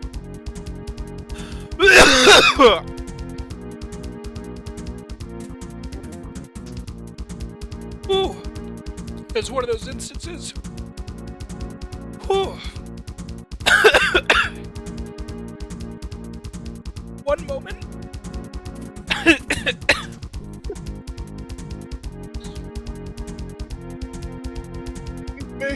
Hey, Myth. You should cover for me for a second. Yeah, sure thing. Oh, fuck, where did Twitch literally just go? What the fuck? Hey, chat, how's it going? I'm definitely paying attention to you. Grandpa Tyranno hours. Gonna need a big sip of thanks for your playing. Hi, Mabel. My goodness. Okay, there we go. Sorry about that. Neil. That was one of those instances where my mouth was getting dry enough from talking so much that my throat just kind of closed for a second and, like, touched itself, and my body was just like, hey, that's not supposed to happen. Sorry about that. Anyway, we're going to continue sticking with the macro missile. The Round Vulcan is only ever going to get one replacement. It's the only weapon set that does not fill out all the way. We're going to be seeing the Round Vulcan the entire time. Mabel commands me to eat some seeds. I do have sunflower seeds right here. So we are back to a rolling pin stage, a vertical scroller. You might think, oh, good. Last time it was clouds, this time it's exclusively that, but no. Once again, we get a very cool reveal where, in fact, we are flying over some cliffs right before a gigantic sprawling city. And flying sky pipes that, if I'm being honest, I've never been able to explain to myself. Especially these guys, who just kind of hang out. They're friends. They're friends that I don't understand. Also, this song, I'm gonna say at every level, this song is so fucking good. Needle Cracker is very useful because it don't you do it! Has slight homing properties, which you'll see at work right here. It's a little bit better in the horizontal stages over the vertical ones, but can still be quite good. The other benefit of it is that on single targets it will start to converge a little bit, so you get some really good damage funneling. So shot for shot projectile-wise, it's not quite as powerful as the straight laser would be. It makes up for it in how aggressive it is. Oh, right, this guy has never agreed with the simulator. Hopefully I don't die here because I don't know where he is. Oh, God, man. he's Okay. bilocating. Here's our safety save. because this is legitimately just an emulator problem. It happens every time I play Axley, and I kind of forgot about it. Excuse me. All right, escape button. Get some sippy.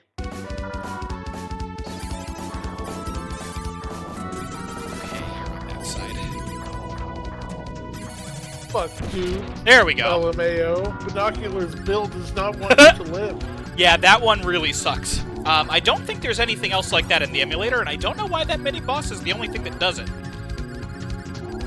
Because, again, no part of that is supposed to happen. Like, it doesn't have an illusionary effect or anything like that. It's just normal? So, it's always been very strange. That looks like the thing the NES would do to, like, render more sprites on screen than it actually could in a single frame, but I don't know why like, that was its flashing. location Yeah, is. exactly. It's the location part is what's really bizarre about it. I want to get up higher because sometimes they can be assholes. The implication of this being a layered city, by the way, you just saw us fly above a whole section that was effectively another layer of this one city. So it's like, you know, the Final Fantasy VII layering system, except like a planet.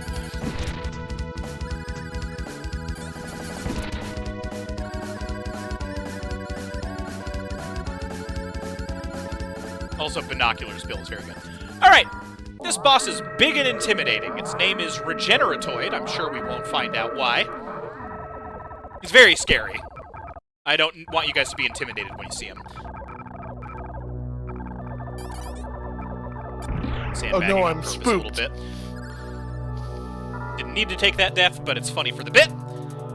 Listen to this percussion as Regeneratoid enters Phase 2.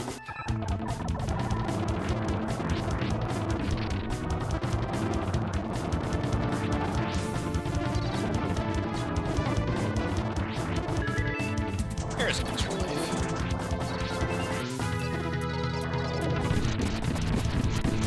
Easy, but hey, I'm sure it's not going to pull it a third time.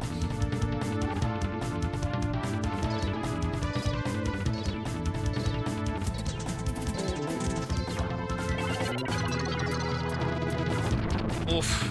This is rough, actually. I'm taking a lot more damage than I'd like to be. Luckily, the Needle Cracker is very effective against him. Because not only am I shooting down those missiles, but it's locking in on those weak spots. And Now, he's what's down. the name of the Gundam that this thing looks like? Apsilus. It's like Apsilus mixed with a Zaku. I love that boss fight. Alright, once again, Needle Cracker, Round Vulcan, and we're really not going to see any of the others. If I'm being honest, I actually don't think I've ever used Cluster Bomb once before, ever. Arms installation. That is not going to complete. continue Good luck. right now. This stage song is Silence. It is the Cavern stage. Our generic bio stage for Shoot 'em Up. However, with some very chill vibes to it instead of the normal gross out shit.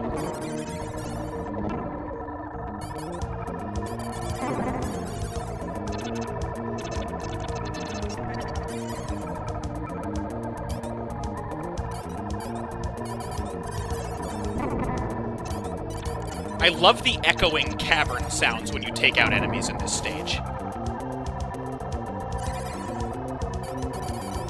Those little paramecium enemies you just saw, the single cell guys, are quite a hassle. They don't damage you, but they cling to your ship and weigh you down.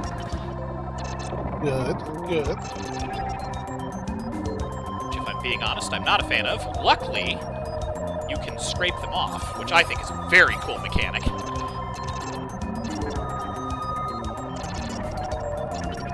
Please check out the detail on flying in the surface of the water rather than above or below. You get the rooster tail the entire time. It's fucking awesome.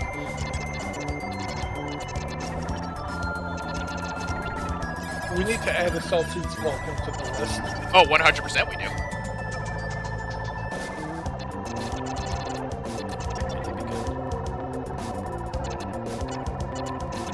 There's a lot of enemies with lingering damage potential in this stage.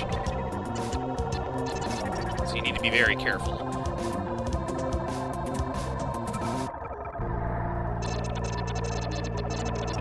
Once again, calling you out for hurting the friendly cave babies. Oh, well, don't have a lot of options. They only want hugs. This is like Round Vulcan's best level.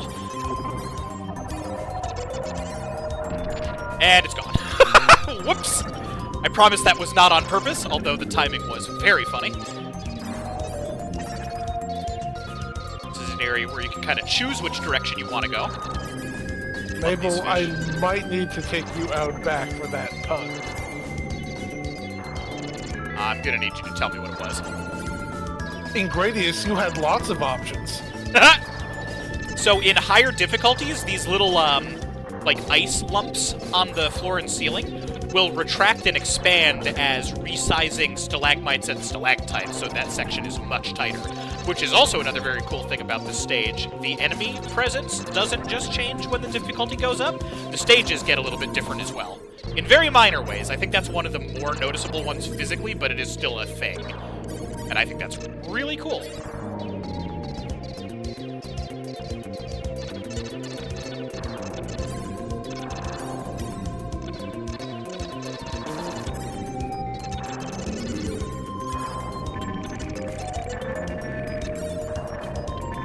Another instance of having to clear out debris. Also, the spot where the weight effect of these enemies is a little bit more on the scary side. The friendly cave babies. Oof! That was really scary.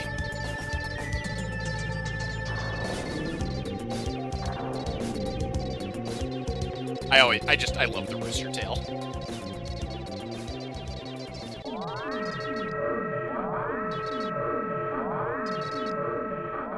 Hey, where do you think the boss is? Below. Below? That's your bet? Over in front.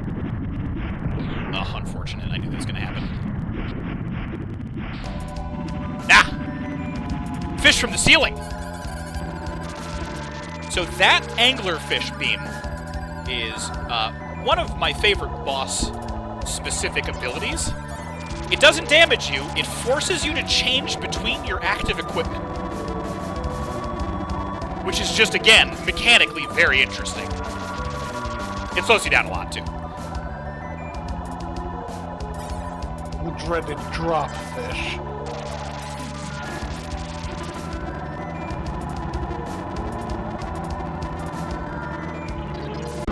Got him! Oh my god!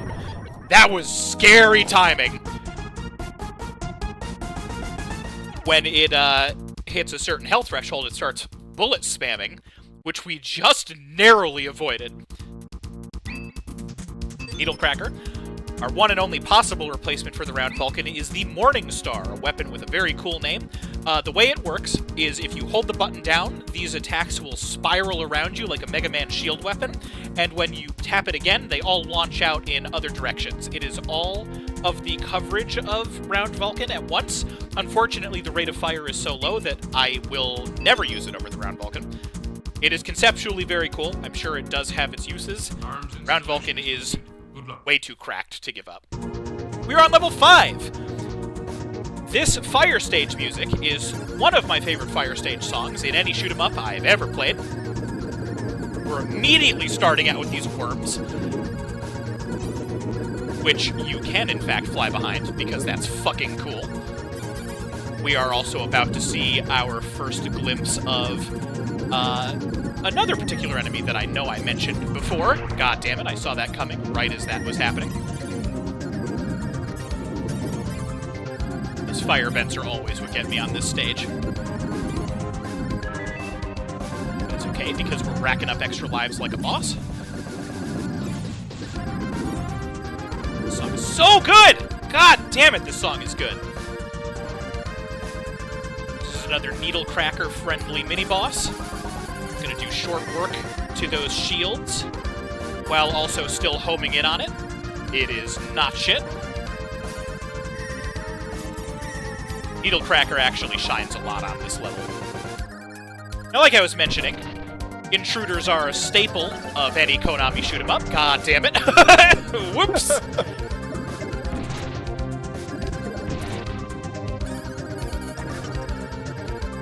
I love the way they burst out of the rocks in this one, though. It's such a great, sudden, like, oh, it's a fire level. I wonder if we'll see our boy. And then you, in fact, do. I like that they accelerate on death. I know.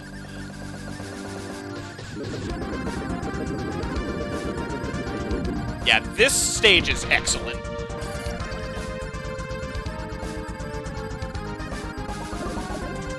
Oof. Thought I botched that. You really need to spawn camp those guys. Oof. Mercifully, unlike the boss in Gradius, those ones don't damage you on death. Although I wonder if they do in other difficulties. It's never occurred to me to check that.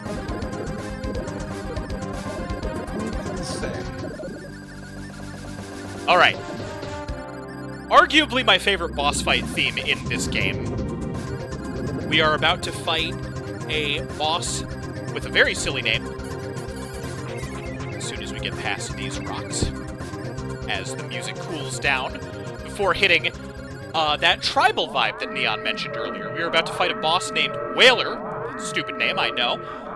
His boss fight theme is incredible.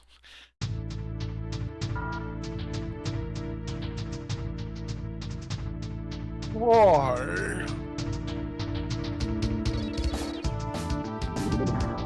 Like, please just listen to these drums. Gotta love retro ball limbs. This part right here.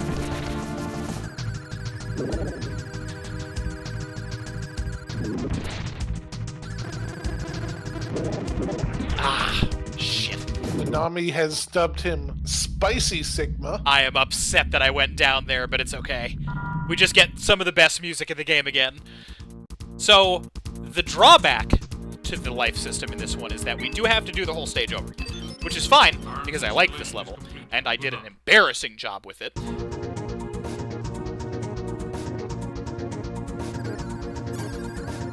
Some, like, really beginner deaths on this one, if I'm being honest. Got warm sign the likes of which even God hasn't seen. And again, really just shouting out the scale at work in these stages. Like, I know that every shoot-'em-up has that kind of vibe to a degree. I feel like Axley sells it better in this gen than most do. Because, like, you could make that argument for Gradius too, but a lot of the general vibe isn't necessarily as played up for it, whereas this one really goes for it. Like, the space colony and Tobar just as a boss presence, and, like, the way... just, like, all of it. I can't sing the praises enough.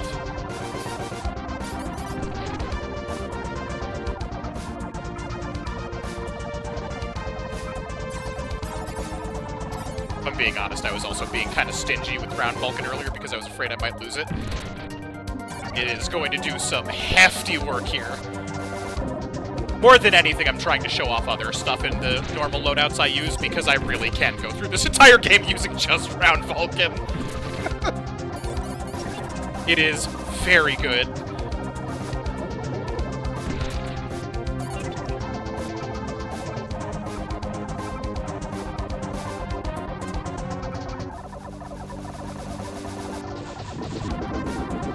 I gotta show it off. Cool as fuck. I'm a little bummed. The sound compression of the emulator is missing the little sharp tones when some of these enemies die, which is ooh, a little better. Now, dicks! Quite a good sound element, if I'm being honest. It happens a lot in the cave level, too.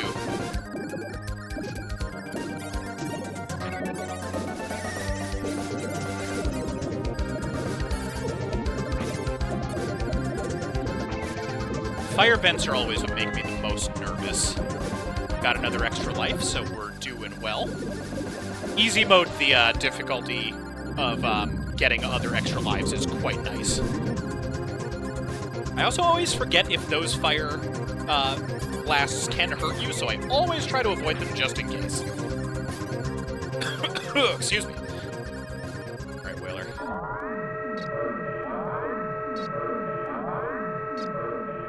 So, Macro Missile is extremely useful for this fight because that burning effect, ironically enough against the Fire Boss, goes through his hand, so he doesn't block his heart, which is his weakness. You'll see I'm kind of offset on the right here. That is because that is his only weak spot. We'll slowly chip away at it over the course of the fight.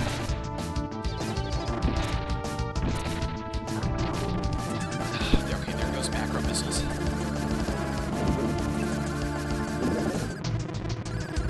Usually not quite as bad at dodging his slaps as I am right now, especially on easy, so I'm kind of bummed that this is where I'm taking my deaths. Usually Whaler feels pretty free for me. And it's been a bit since you last played, right? Oh yeah, 100%. It's just Whaler is a boss that I'm very familiar with because I like his song a lot. So I think about this fight a lot. Anyway, got him! My arm! I don't know if you've noticed it yet, chat, but by the way, when you finish a stage, that's not me inputting the little wing thing. That is the pilot canonically doing a little bit like a, yeah, I fucking did that, which I love. We are getting our final weapon of the game. We are already at the end of Axlay. Again, a much shorter game. This level is technically kind of 2.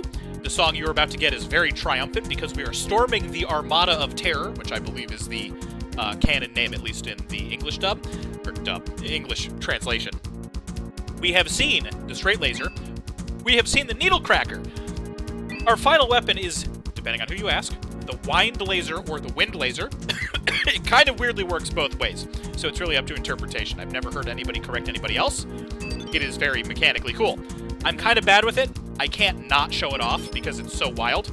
Arms installation is... That is our final arms installation. It's time for the hype song, where we storm an armada. And you'll notice that our shot is now a missile, because our wind laser is this. If you are pulling back, it converges. If you are moving forward, it goes wide. And if you are stationary, it just kind of goes straight. It is super technical to use. It is very powerful. And I would argue the signature weapon of the Axlay because of how wildly unique it is.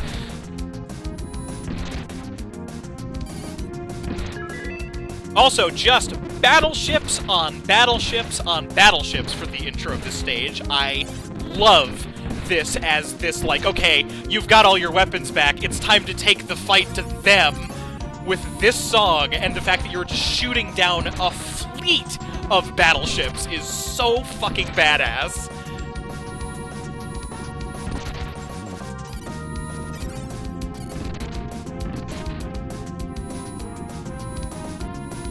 That is the first line breached.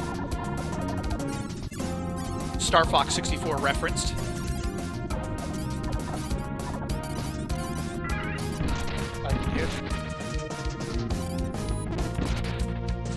I can feel the cosmos.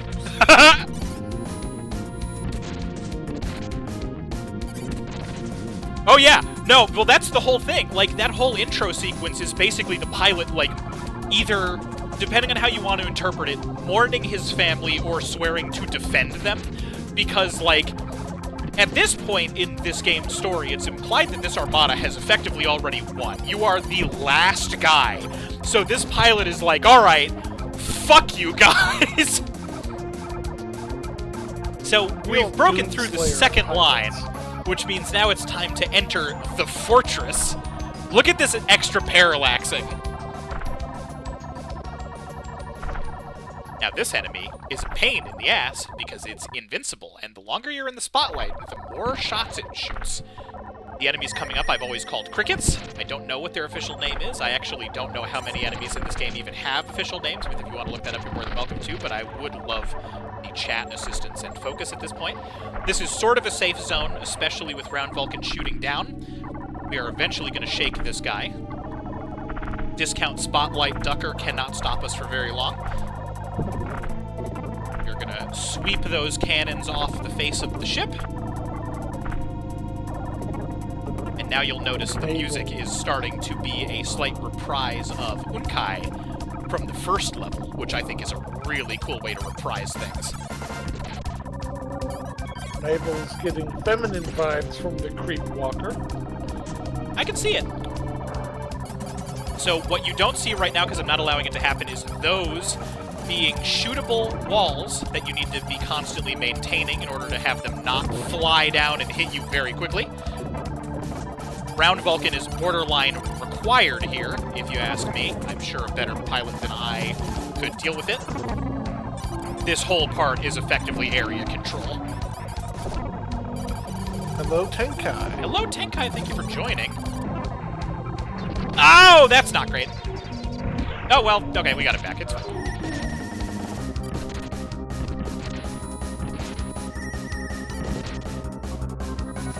Magnus respects them for trying to keep the Axley out to minimal success, but they're trying. I love those escape pod enemies. They have like 4 phases of attack depending on how long you let them stay around. Whoo! Okay, hold on. Alright, there we go. Now I feel better.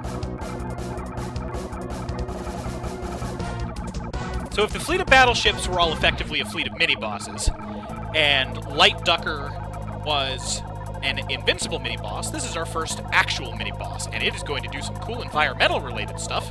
Well, it bullies me. I am always kind of bad at this fight. I'm sure I will take at least 1 death here. You will notice that it is almost tailor-made for the Wind Laser. We're hitting those 2 rear cores. I almost got hit by that right away. So the arms that it is launching right there are ripping holes in the hull and causing suction, which is now altering how I move. Which is one of, like, the coolest mini-boss interactions I can think of in a game like this. Mabel asks, do you think you could ever pilot a ship and do something like this? Like, not on the skill level, but a bravery level. You know, if I was, like, the last guy, I'd go for it. I'm afraid of heights and a lot of that kind of stuff, but I have always really liked piloting. Like, the thought of being a pilot, like Star Fox, shoot 'em up, stuff like that. I'm really into the idea of doing one of the Ace Combat games eventually, like we mentioned. I really like, if I were to choose a branch of military, it would be the Air Force, that kind of thing. And I don't know why, because by all rights, based on my height phobia, god damn it, I'm doing so bad right now, that should not be the case. By any stretch of the imagination, that is, like, objectively the wrong decision. But yeah, you know what? I would fucking go for it. I would not get far. I'm not doing too hot right now, but I'd like to maintain the life as long as I can. Jobbed instantly, basically, is what you're saying. Probably. Although I will say there's also family ties. My uncle, the oldest brother on my dad's side, was not only in the Air Force, but was a colonel, I believe, and for a while was a base commander. Always forget about that part. And I mean, look, Ash once tried to throw hands with Mewtwo, so I think, insurmountable odds, fucking go for it. Why not? Not having the Round Vulcan for this particular part sucks. So, we're on a gun wall, everything's pretty chill. Except, surprise, fuckos, this is the final boss.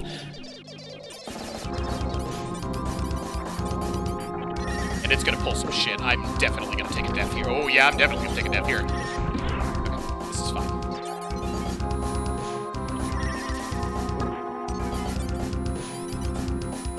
I love all of the different types of projectile it spawns. Like, it gets, like, really alien overmind up in here. I love this fight.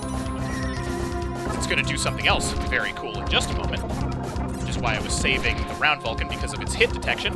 This is an unavoidable ability that it's using right now because in a moment we're going to be fighting the next phase, which is several of us. I do enjoy us. Oh, that's not great. That sucks. Oh, that really sucks.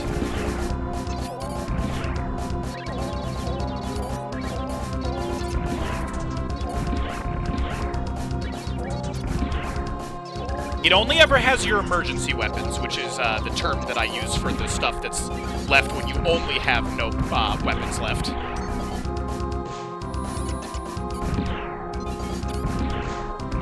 You fool, you've only made him stronger, boss. They only fire when you fire, so you can play it safe. Anyway, we got him, right? Get the little victory jingle. Take a moment to check out all the cool blinking lights, the aircraft warning lights on the Axlay. Because now, sorry, in coding, we are about to hit some chunky shit. We are in a final escape fight. That explosion behind us will damage us, and is slowly getting closer the entirety of this fight.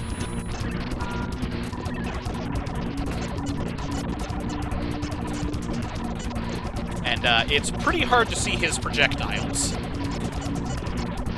Oh, yeah, that is disgusting. But, like, I like it, because it's clearly intentional. It's like, it is escaping, like, it's trying to get away from us, which is such a cool way to end this fight.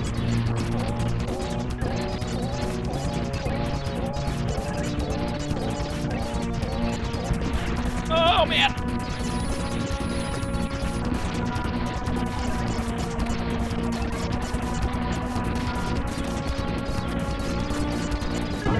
Got him!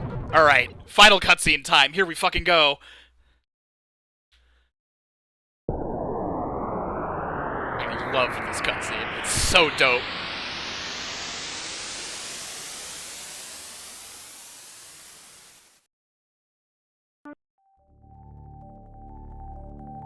The little Mode 7 spin, but we get the whole graphic of the Axlay, which, for my money, is one of the coolest shoot-'em-up ship designs, I think, in general. And a rare instance where the English box art does kind of a better job of the coloration as presented, because the Japanese box art that I used in the thumbnail has a much longer section of white, whereas this one is almost more red with highlights. You have saved the solar system, your mission is complete, peace has been restored to your people. Also, Minami, I'm glad that you got to see both games in full. Honestly, I didn't expect to be done with both of these within the 2-hour mark. Also, this credit theme is baller, too. Main program, Dreamer Veda. That's both of the games I wanted to showcase. I suppose I could do a harder run.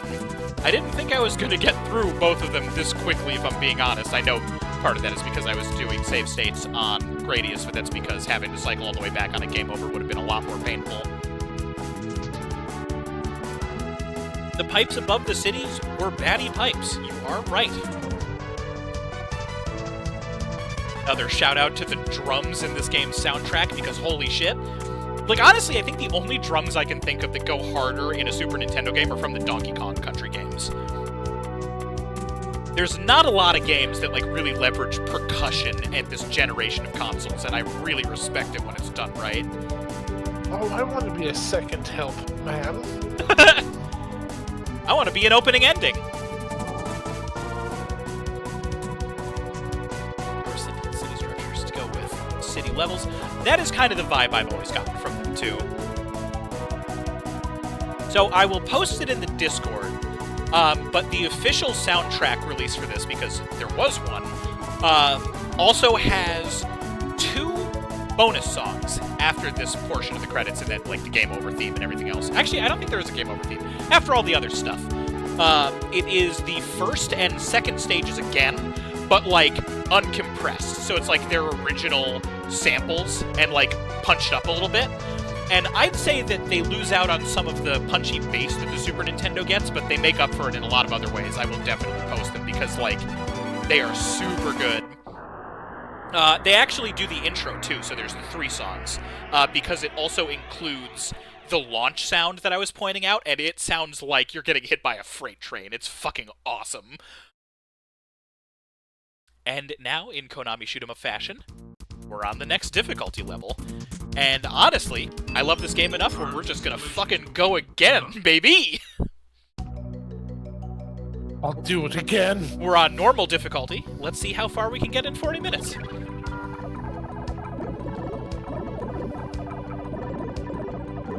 But yeah, like, I knew that this was going to be, like, a risk of shorter gameplay, because I know these games well enough where, like, even with deaths, I knew I was going to be able to clear both of them in one session.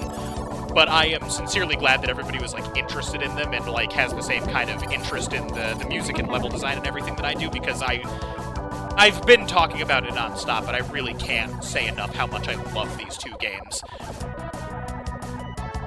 Like, they are the reason that I like, you know, aircraft and, like, sci-fi aircraft specifically, shoot-'em-ups as a genre, even though besides these two I am quite bad at them. And honestly, most of that is just because I played these ones to death. Fun story that I almost forgot to mention about how I got my physical copy of this game. One of the rare instances of a trade. Instead of keeping a game I had, I actually don't even remember which one I ended up giving away. But it wasn't with another person, it was with a church. There were 2 different types of school dance that we had alternating every week at my high school. We had high school dances, which were just, you know, in the cafeteria area, which was, you know, really big. So instead of a gymnasium, it was that. And they were normal. You know, we just had, like, whoever was DJing whenever. It was usually a volunteer. Sometimes it was a student. It was fine. You really only went to hang out with your friends if you didn't have, like, a date or anything like that. But on alternating Friday nights, we had an event locally called Yo Kids, which was held in the, like, civic center portion of a local church. And most of it was dance, but the dance floor had, like, a snack bar and everything that you could buy from that had, you know, like pizza, burgers, hot dogs, shit like that. But there was also always a movie room that played, like, seasonally appropriate movies, including, like, horror around Halloween, which was really cool because it was a church and you wouldn't expect that kind of thing. And then a video game room where I was the cool kid because most people weren't as into it as a hobby as I was. And there were a good couple games there that were old enough where people didn't know how to hook them up. So if one of the consoles broke, everybody came to me. And one of the games they had was Axlay. And I played it every other week. Every time I went to that event, I played this game, like, non-stop. It was my favorite one there. They also had Fatal Fury, which is where I learned about Terry Bogard. And I got to the point where I couldn't stand not owning this game, and I knew I wouldn't be able to buy it because at this point it was high school and the Super Nintendo had been off shelves for a while. So I asked the, like, proprietor of Yo Kids, like, whoever was in charge of the event at the center, not school-related, if I could buy it from them. And they were like, well, you know, we don't want to allow that because then that's one less game here. It's like, well, what if I gave you one of mine for it? And they were like, yeah, if you want to trade something, we can make that work. I think that's fine. Because they were adults. They didn't really know most of what the games were. They just knew the kids wanted to go in and play stuff while they were there. So I traded one of my games and got this copy because I fell in love with it so much. Nice. And it was like a totally, like, it wasn't one of those scummy things where, like, you know, if you're a kid, maybe you're just like, I don't know any better, I'm gonna steal it. Like, it wasn't anything like that. I was like, no. I mean, first of all, I'm not gonna steal from a church. That would be horrible. But second of all, like, I want to do this correctly and honor the game that I love. Like, that's how much I love this one. I couldn't go on not having it for myself.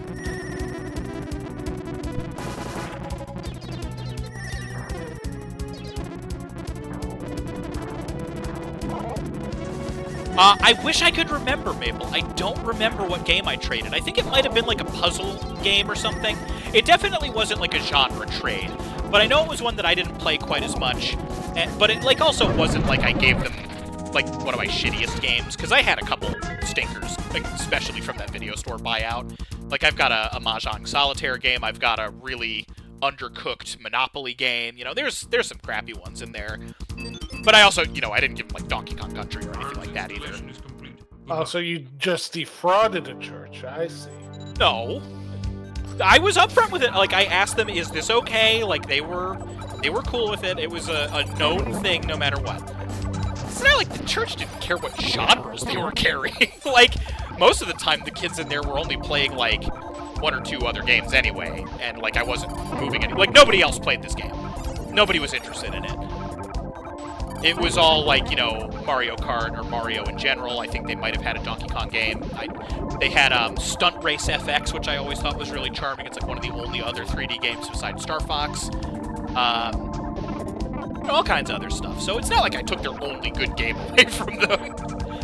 In fact, I'd argue, like, it was probably more niche. I might have done them a favor. I don't know who might have played whatever one I traded for it, but I wouldn't be surprised if it got more mileage than this. Because, like, The other thing is, like, these games are really hard, and, you know, if you're going to, like, a school dance thing, you're maybe gonna try it for, like, 30 seconds, and if you die, you're probably just gonna put it back down and go do something else.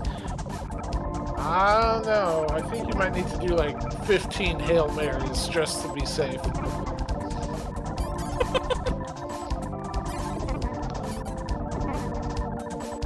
As soon as I'm done with the stream, I'm going to put on this song. Actually, you know what? Maybe that's how we'll close it. I'll put on the ooh, almost. I'll put on one of the remastered version of this song from that album, and we'll close out with that.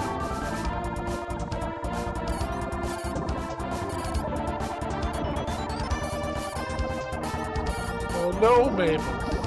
What happened?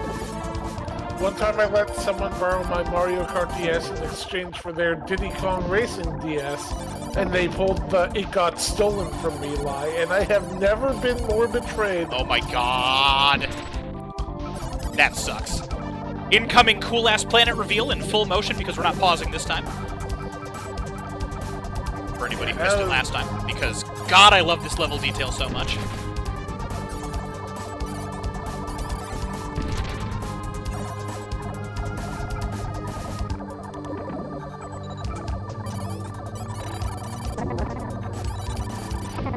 I'm just, like, fully engrossed right now, so Myth, if you want to take over more talking, I'm just kind of like... After a whole... Oh, no! I finally took a death.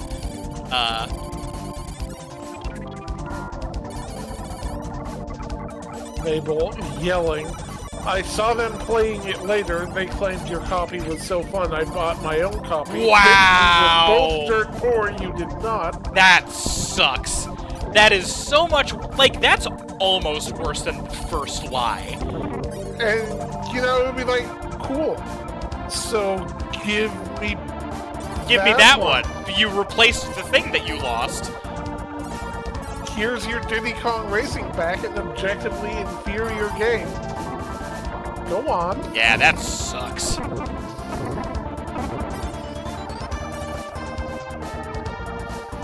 Oh, hey, this is a good time to showcase Tobar's Crush Laser, because we didn't get it last time. Because I just love the name of that. I think it's, like, in the manual or something. Which I didn't have, so how do I know that? Oof. Doing those without the round laser is really tense. Or the round Vulcan, rather. Oops. Forgive me, one of my favorite video game weapons of all time. Never. Huh! Yep, yep, that's about what I expected the first time.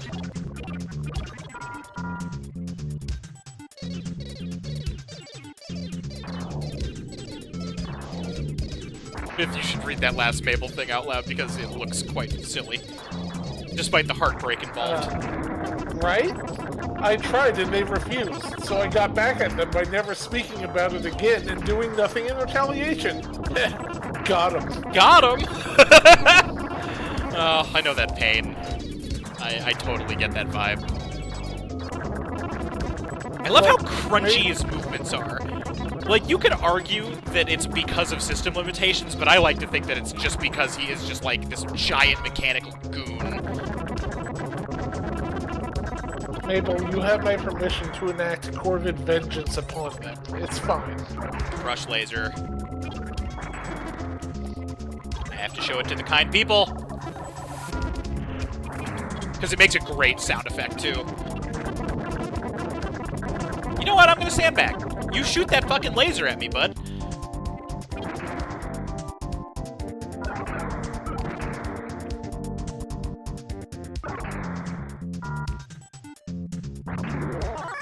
Mabel says, I wanted to have this fantastic, beautiful ending. But this was IRL, and I was shy at the time. Oh, man. The sound compression of the emulator really chews that sound up, too. That's a bummer. But that's the Crush Laser. I love, like, the sucking in lines for it and everything. Like, it's just a whole event that he's using it. You will find them. Good. Do to them what I did to Tobar. That does include letting them get off the Crush Laser before you finish them off. Correct, yeah. But then you style on them and just, like, sidestep it. You know what? Leon says, Core Vengeance. Let's use this as an opportunity to use these other weapons, just to see.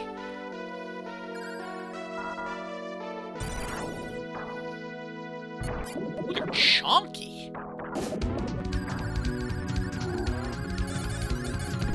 What did you call this mini-boss earlier, Mabel? I think it was like Binocular Tom? Or Binocular Billy. Billy? I Yeah, think. it might have had that vibe, yeah. Binocular Billy, Bill. yeah. I love that. Says, no, Mabel should Dark Souls parry the crush laser back at them. Just like reflecting a Guardian laser. Yeah. Oh, so here's another fun fact, actually, about both games we played this evening. There is a PS2, I believe, era game called Air Force Delta Strike.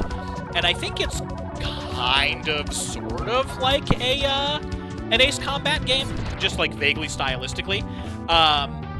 And in it, there are multiple like referential Easter egg ships, and you can get variations of the Vic Viper and the Axley. So there is actually an official Axley 3D model,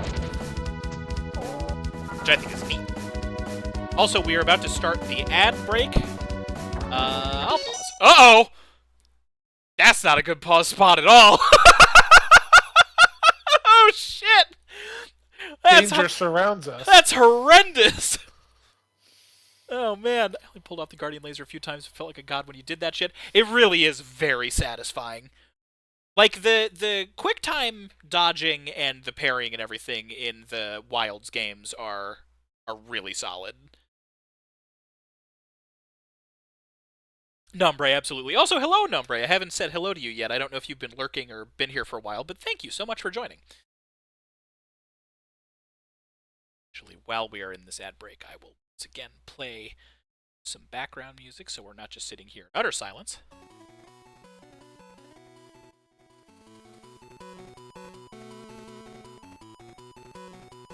You don't have an immediate death? I might.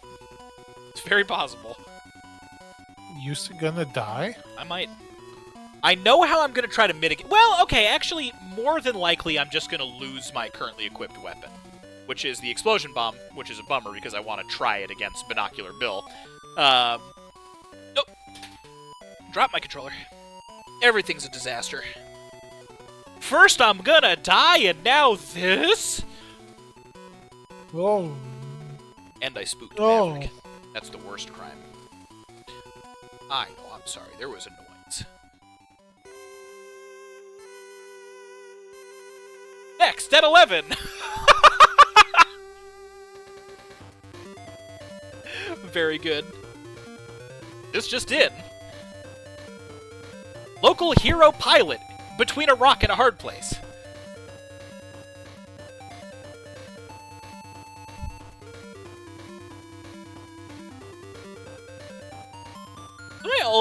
I almost timed this out pretty well. Honestly, if I had just taken like one game over in Gradius, I think this would have been more or less perfect. But I'm more than anything glad that like the bulk of viewers got to see both games to completion. Jojo, the Roundabout. Roundabout's got to be in a more perilous position than this. Because, like I said, more than likely I'm just going to get hit by one of those missile projectiles and lose my weapon. It probably won't be a full death. I might take a full death, depending on whether or not I veer into something else. I don't know exactly how they are going to start moving once I come out of the pause. We'll see either way. Mags, how are you liking that A-rank subscription, by the way?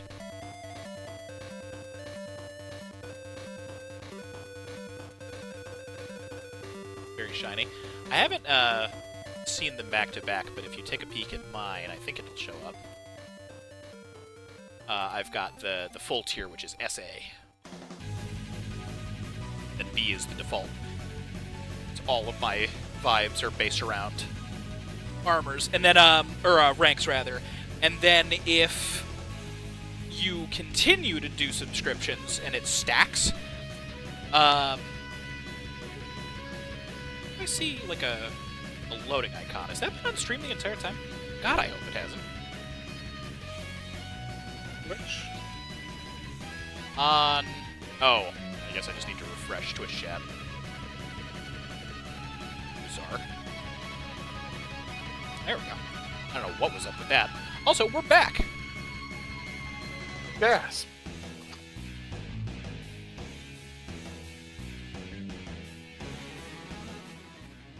A stylish music fade. You know, more or less. Experience with Gradius as a franchise, as a minigame in Legend of the Mystical Ninja, and as an occasional track in DDR. Hey, Neon, if you're still in chat, Mystical Ninja mentioned. Alright, I'm gonna try to escape this situation. We are back from the cliffhanger, and... Ah, okay, yeah. That's about what I expected. But we're alive! Yeah, those missiles were rough. Alright, Binocular Bill. Where am I? I actually kind of know this time. Oh, okay. That I disagree with, but whatever. Okay, now he's substantially less threatening. Because I don't think he'll get to the forefront of the screen anymore. He's still got a lot of projectiles going on, but he can't ram me.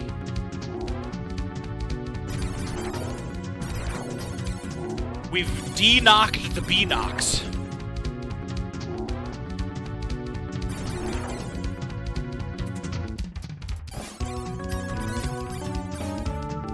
Is this Mars? No, actually, none of this is in our solar system. It is the Illis solar system, according to the opening text. And I do think these planets have names. I just can't remember. All I know is that the lava planet, I think, is Solar, because of course it is.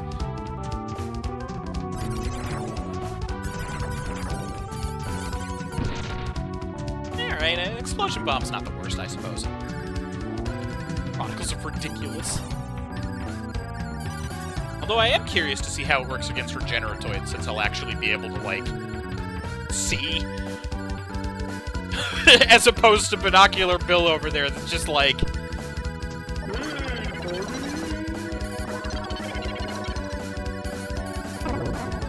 Basically never get any of those kills. Rugrars. It's very different. You're right! There's that layered city effect I was talking about.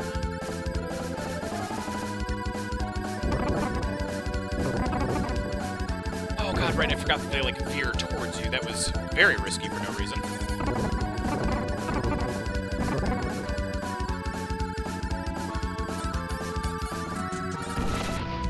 I wonder if the Oh! types are the beginnings of a new layer. That could be. Of the city. I disagree with that hitbox. Also, I was an idiot and using the analog stick instead of my D-pad, so that's definitely why that happened. This exact scene is your favorite in the entire game. I'm glad you have a favorite.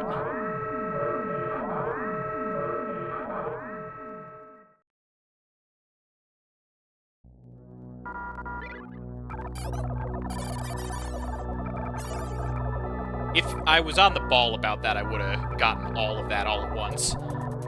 You can, pincer attack those 4 destructible parts with the round Vulcan. It basically just stays stationary, but I didn't start shooting it right away because I kind of locked up and just...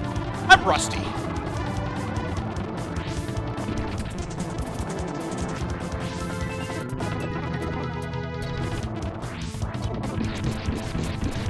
I love just, like, that hail of shrapnel that he sends out in that phase.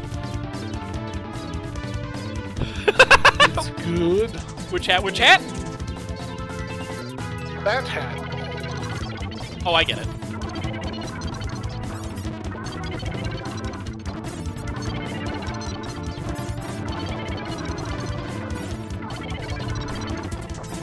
I love how much impact your weapons have. Like, the fact that you're constantly pushing bosses around with the missiles is so cool.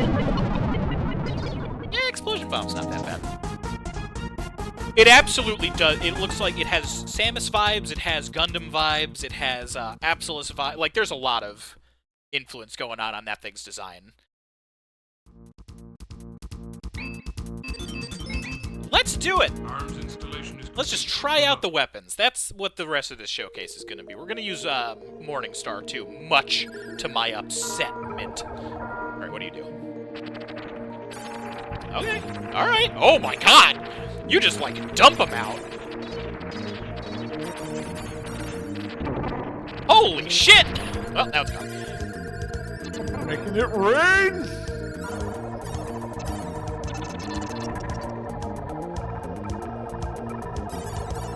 Definitely. So what the hell does that do in a vertical stage? I'm gonna have to use that again in a fire stage. Fuck everything beneath me in particular. Hi, buds.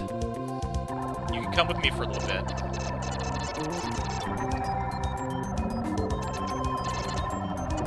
Oh, why am I doing this to myself? I didn't need to do this. Ah!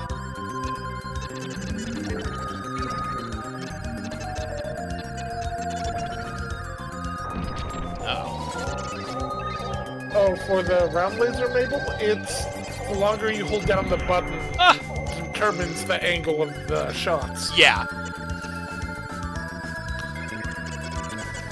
Yeah, it's a really cool weapon. Like, it's so simple, but that's why I like it so much. Oh, God. I'm doing this for you, chat. I hope you know that. They're friend-shaped. They're definitely not.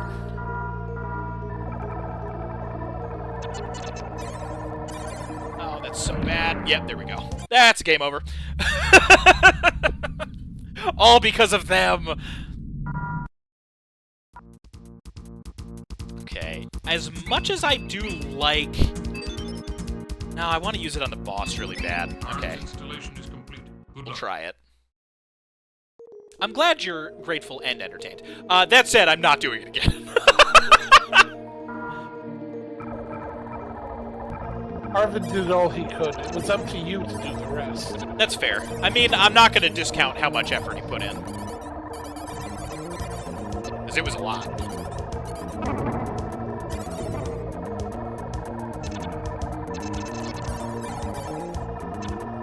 Oh, please don't. Oh, please don't. All right.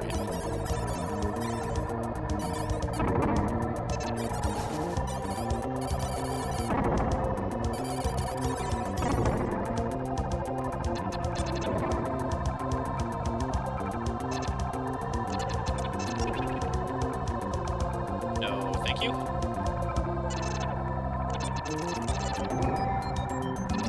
Sincerely, please. All right. Oh! Oh my god! I was like, you've been trying to avoid him that time. Ah, this sucks! Alright, I need to get rid of them. Sorry. God, it's not really coming in too handy right now. Oof. I forgot how hard this stage gets on the second difficulty. Everything retaliates against you. You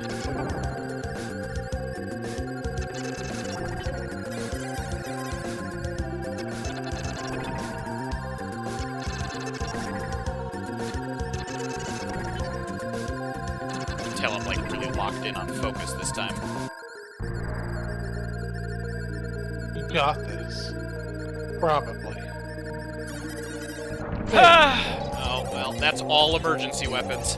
I can't not succeed this way, but I'm just not going to shoot him.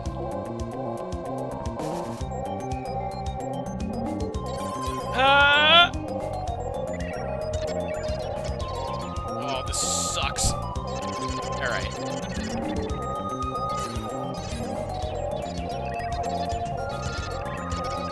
I don't know if I want to go down this way right now. Because now we get to see this.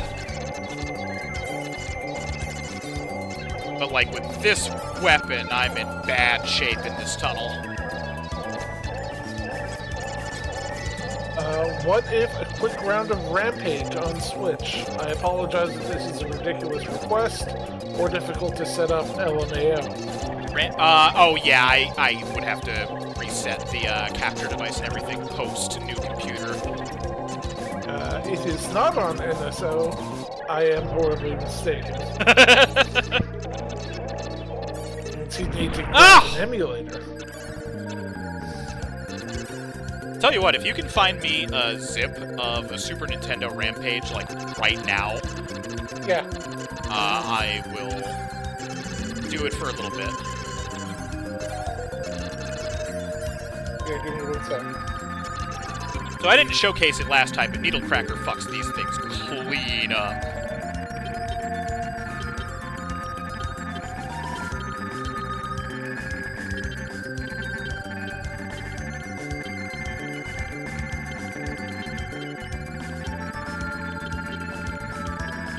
NES.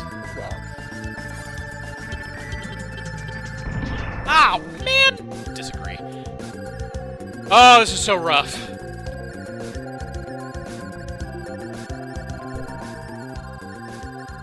You'd be cracking them rocks. Of course. I just want to see what the explosion bomb does to this boss. I'm gonna wait, as long as these rocks don't instantly kill me, which they very well might. There is no Super Nintendo Rampage. Got an extra life. Also, did you see that skill?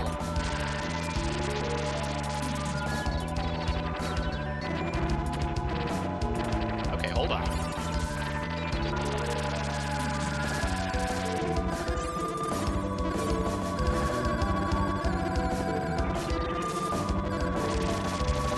Yeah, there's Rampage NES and Rampage N64. That's wild! I legitimately didn't know that.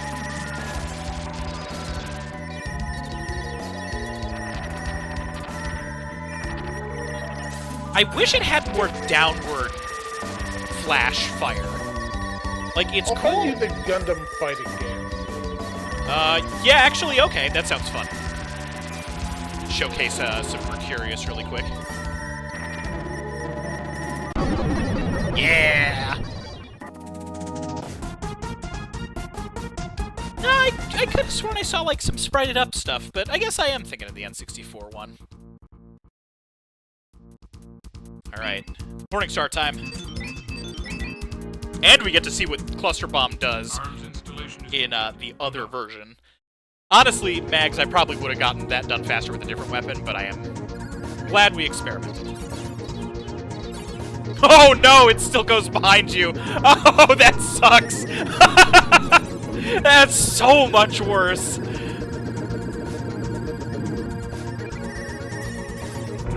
Oh, well, it doesn't matter. Okay, yeah, well, let's do a quick showcase on that. I sent you a ROM. Let's see if there's a, I forget what happens here. I know it goes grayscale, which is very somber. I can't remember if there's, like, extra music for, like, a high score screen or anything like that. Nope! Nope, it literally just doesn't do anything. Okay. I'll let that run in the background while I download this.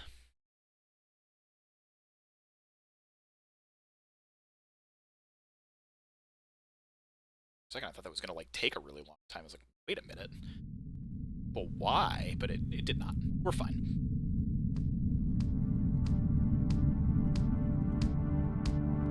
I still have that folder.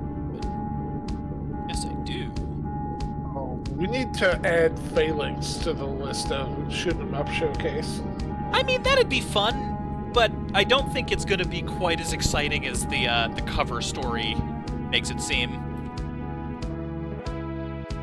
We can show it off for 5 minutes.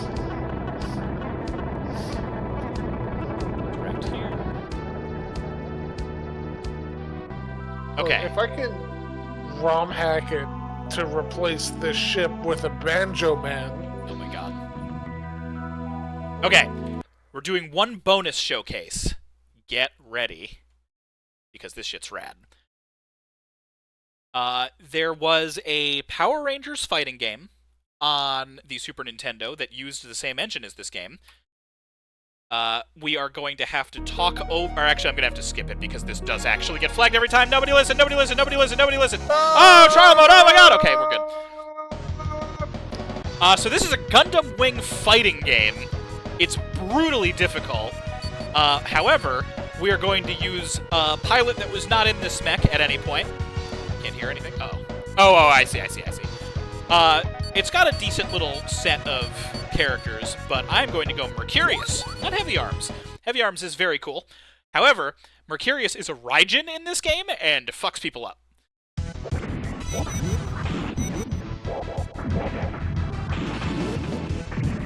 You can with throws. Kinda. SD Gundams can. Pretty sure. There's my good button. So in the actual show, Mercurius is a defensive unit. These are shields that I'm using called Planet Defensors. And right now they're just like electrical flails, and it's amazing. You know what they say. The And now I'm best invincible. Defense is a good offense. Hiya! Later, Wing.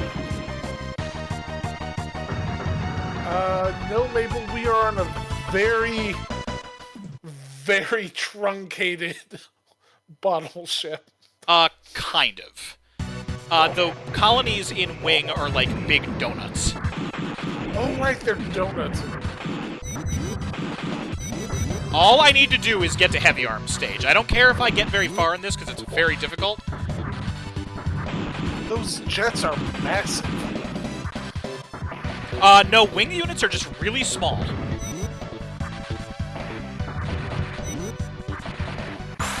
Oh, Jesus!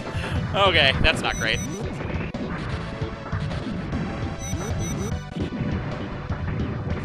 I think you got this. No, I definitely don't. Oh, you dodging fucko! Oh, there we go. Upsetting. If I had landed that super, I actually probably would have won. I love just, like, you idling in the flight here. Okay, let's go back. I think it's gonna play the song again. Oh, no! Don't listen! Nobody, everybody shut up! Oh, no! It's, terrifying! Oh! Oh, my God! Story mode. Please, for the love of God, stop the song. Okay. I just want the one song to play. Hey! First try. This is one of my favorite Super Nintendo songs of all time. I know I've played it everywhere already, but holy shit, I love this song so much. Can I just, like, pause and listen to it? Kinda. It's too quiet. I'm gonna wait for it to get in a little farther so we can listen to more of it. Okay. This is the song Neon knows. Oh yeah, because I send it non-stop. Shame Neon only knows the one song. And there's lots of songs out there, but this is the song. Shoutouts to the Ares and Tragos in the background.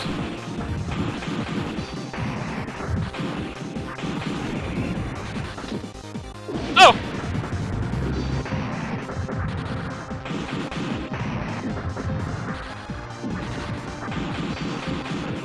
Alright, flashing lights warning for round ends, by the Heavy way. Arms' skirt.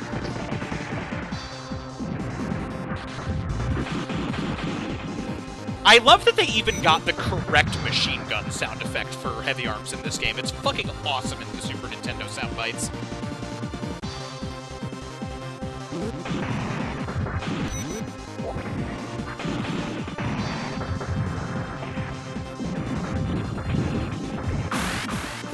Oh god, I miss it every time!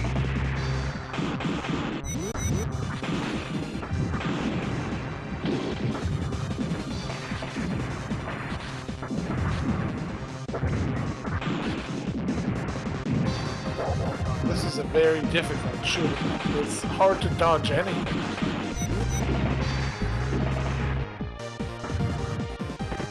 Get over here. I want to use my super on you.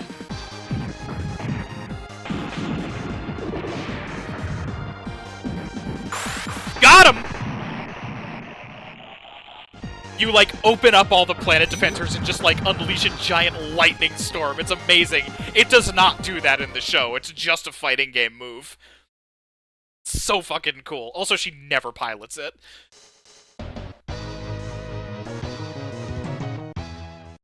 Anyway, that's the best song. Wrong answer's only why are his arms so heavy? Lifting. That's a wrong... Or, well... Shit, man. Also, I love the the shield on this unit, that's the sword coming out of the center of the shield. So it's like one of those old spiked shields, except it's like a gigantic beam saber. Fun fact for the non-Gundam Wing aware, the pilot, Troa Barton, of Heavy Arms, is a circus performer and does a lot of his acrobatics in Heavy Arms. So he'll be doing like acrobatic flips and everything, but with the gigantic Gatling gun arm. It's honestly great. Hold on, I need to give Mabel the sword bubble. Oh my god. Oh my god.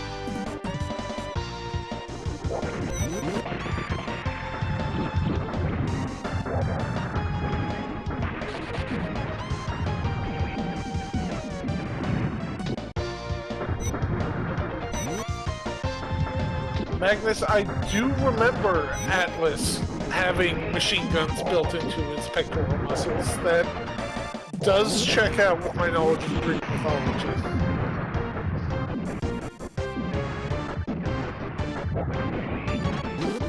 I gotta figure out the correct way to actually pull the super move off.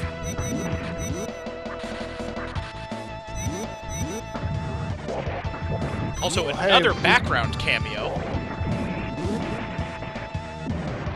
Those units are called Maganox, and I love them. They're very cool. There's only like 49 of them in the story, and there was a premium Bandai special set that gave you all of them in one box, including the 4 customized commanders. It was like $150. Well, hey, we only got 3 minutes left. What are we doing next week, Tyrannus? Just a super move, please! I'm begging you! God, doing D-pad inputs. Chat, you heard it here first. We're doing the super move next week. We are going to be doing more X7 speedrunning. I'm still not burnt out on it yet, and last week was such a poor showing that I really want to redeem myself. I also need to beat this fucking Sandrock, otherwise I'll be upset at myself, so give me just one moment. Tuesday is going to be, I think we've settled on Dokapon Kingdom, so we need to make sure that we get that all set up, Myth. I think that'll be a lot of fun, because Myth and I have never played it. I believe Arable and Jay both have, so that should be really fun. And then Thursday, we're going to put up the next vote tomorrow, so be sure not to miss that in the Discord. I will... No! Look at the health bar! Fuck! Holy shit. That was really tense. You do not have enough meter. No, it's like a 2/3 thing. Listen to this game over theme. It's honestly pretty good. Mabel, I don't actually know how we're gonna resolve Okami on the vote. Typically, what we have been doing is, let's see if I can pause on the Heavy Arms theme. Nope, okay. Oh, okay, I'm going right back to where I was. Actually, you know what? I'm gonna close this, and while we do the closing, I'm going to play that one song I was talking about from the Axley soundtrack. So bear with me a moment while I pull that up, because it is so good, I have to do it.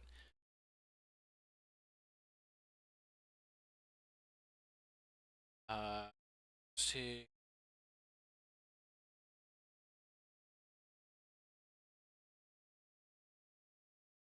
Bear with me. Axley song.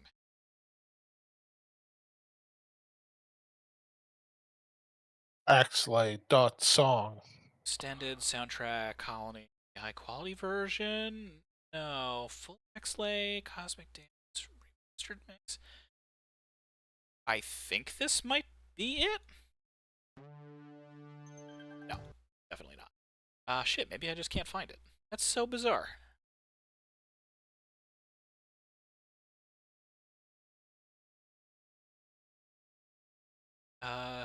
Stage 2, extended, very hard. Oh, maybe this? No.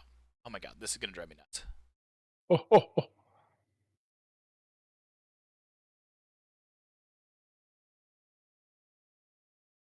This one might. Here we go.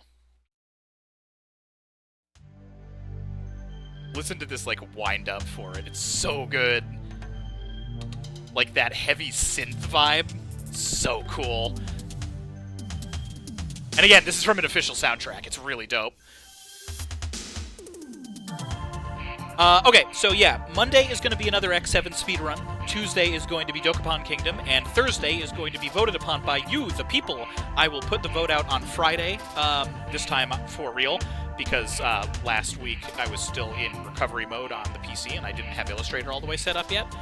So I should have everything that I need to this time. And then Myth on Saturday, is this one still a break one, or are you going to be getting started?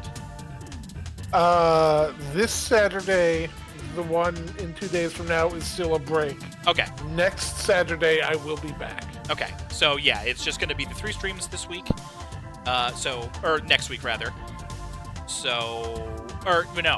Wait, No, yes. next week we'll have 4 streams. Yeah, so next Saturday, but this Saturday, no. I'm sorry, I'm so fried from work, and I just played 2 shoot-'em-ups and a fighting game, and my brain is like, hey, you're done for the night. So let me go ahead and see if there's anybody raidable.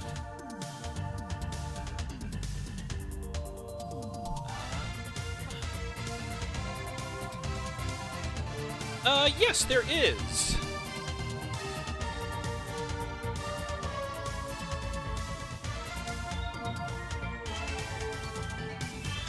Alright, I am going to get the raid set up. When we do enter, remember to call out your Maverick Hunter support. He is currently running X3. Juice Boy is a pretty chill guy. He's really good. He's actually like a talented speedrunner, unlike me and my Goonie shenanigans. Myth, say your piece. We are done for the evening. Oh, fuck, we're done for the evening? We're done for the God. Oh, fuck, it's so Crover. Everybody, have a thunderful evening. Take it easy. Enjoy the raid. We will see you next week.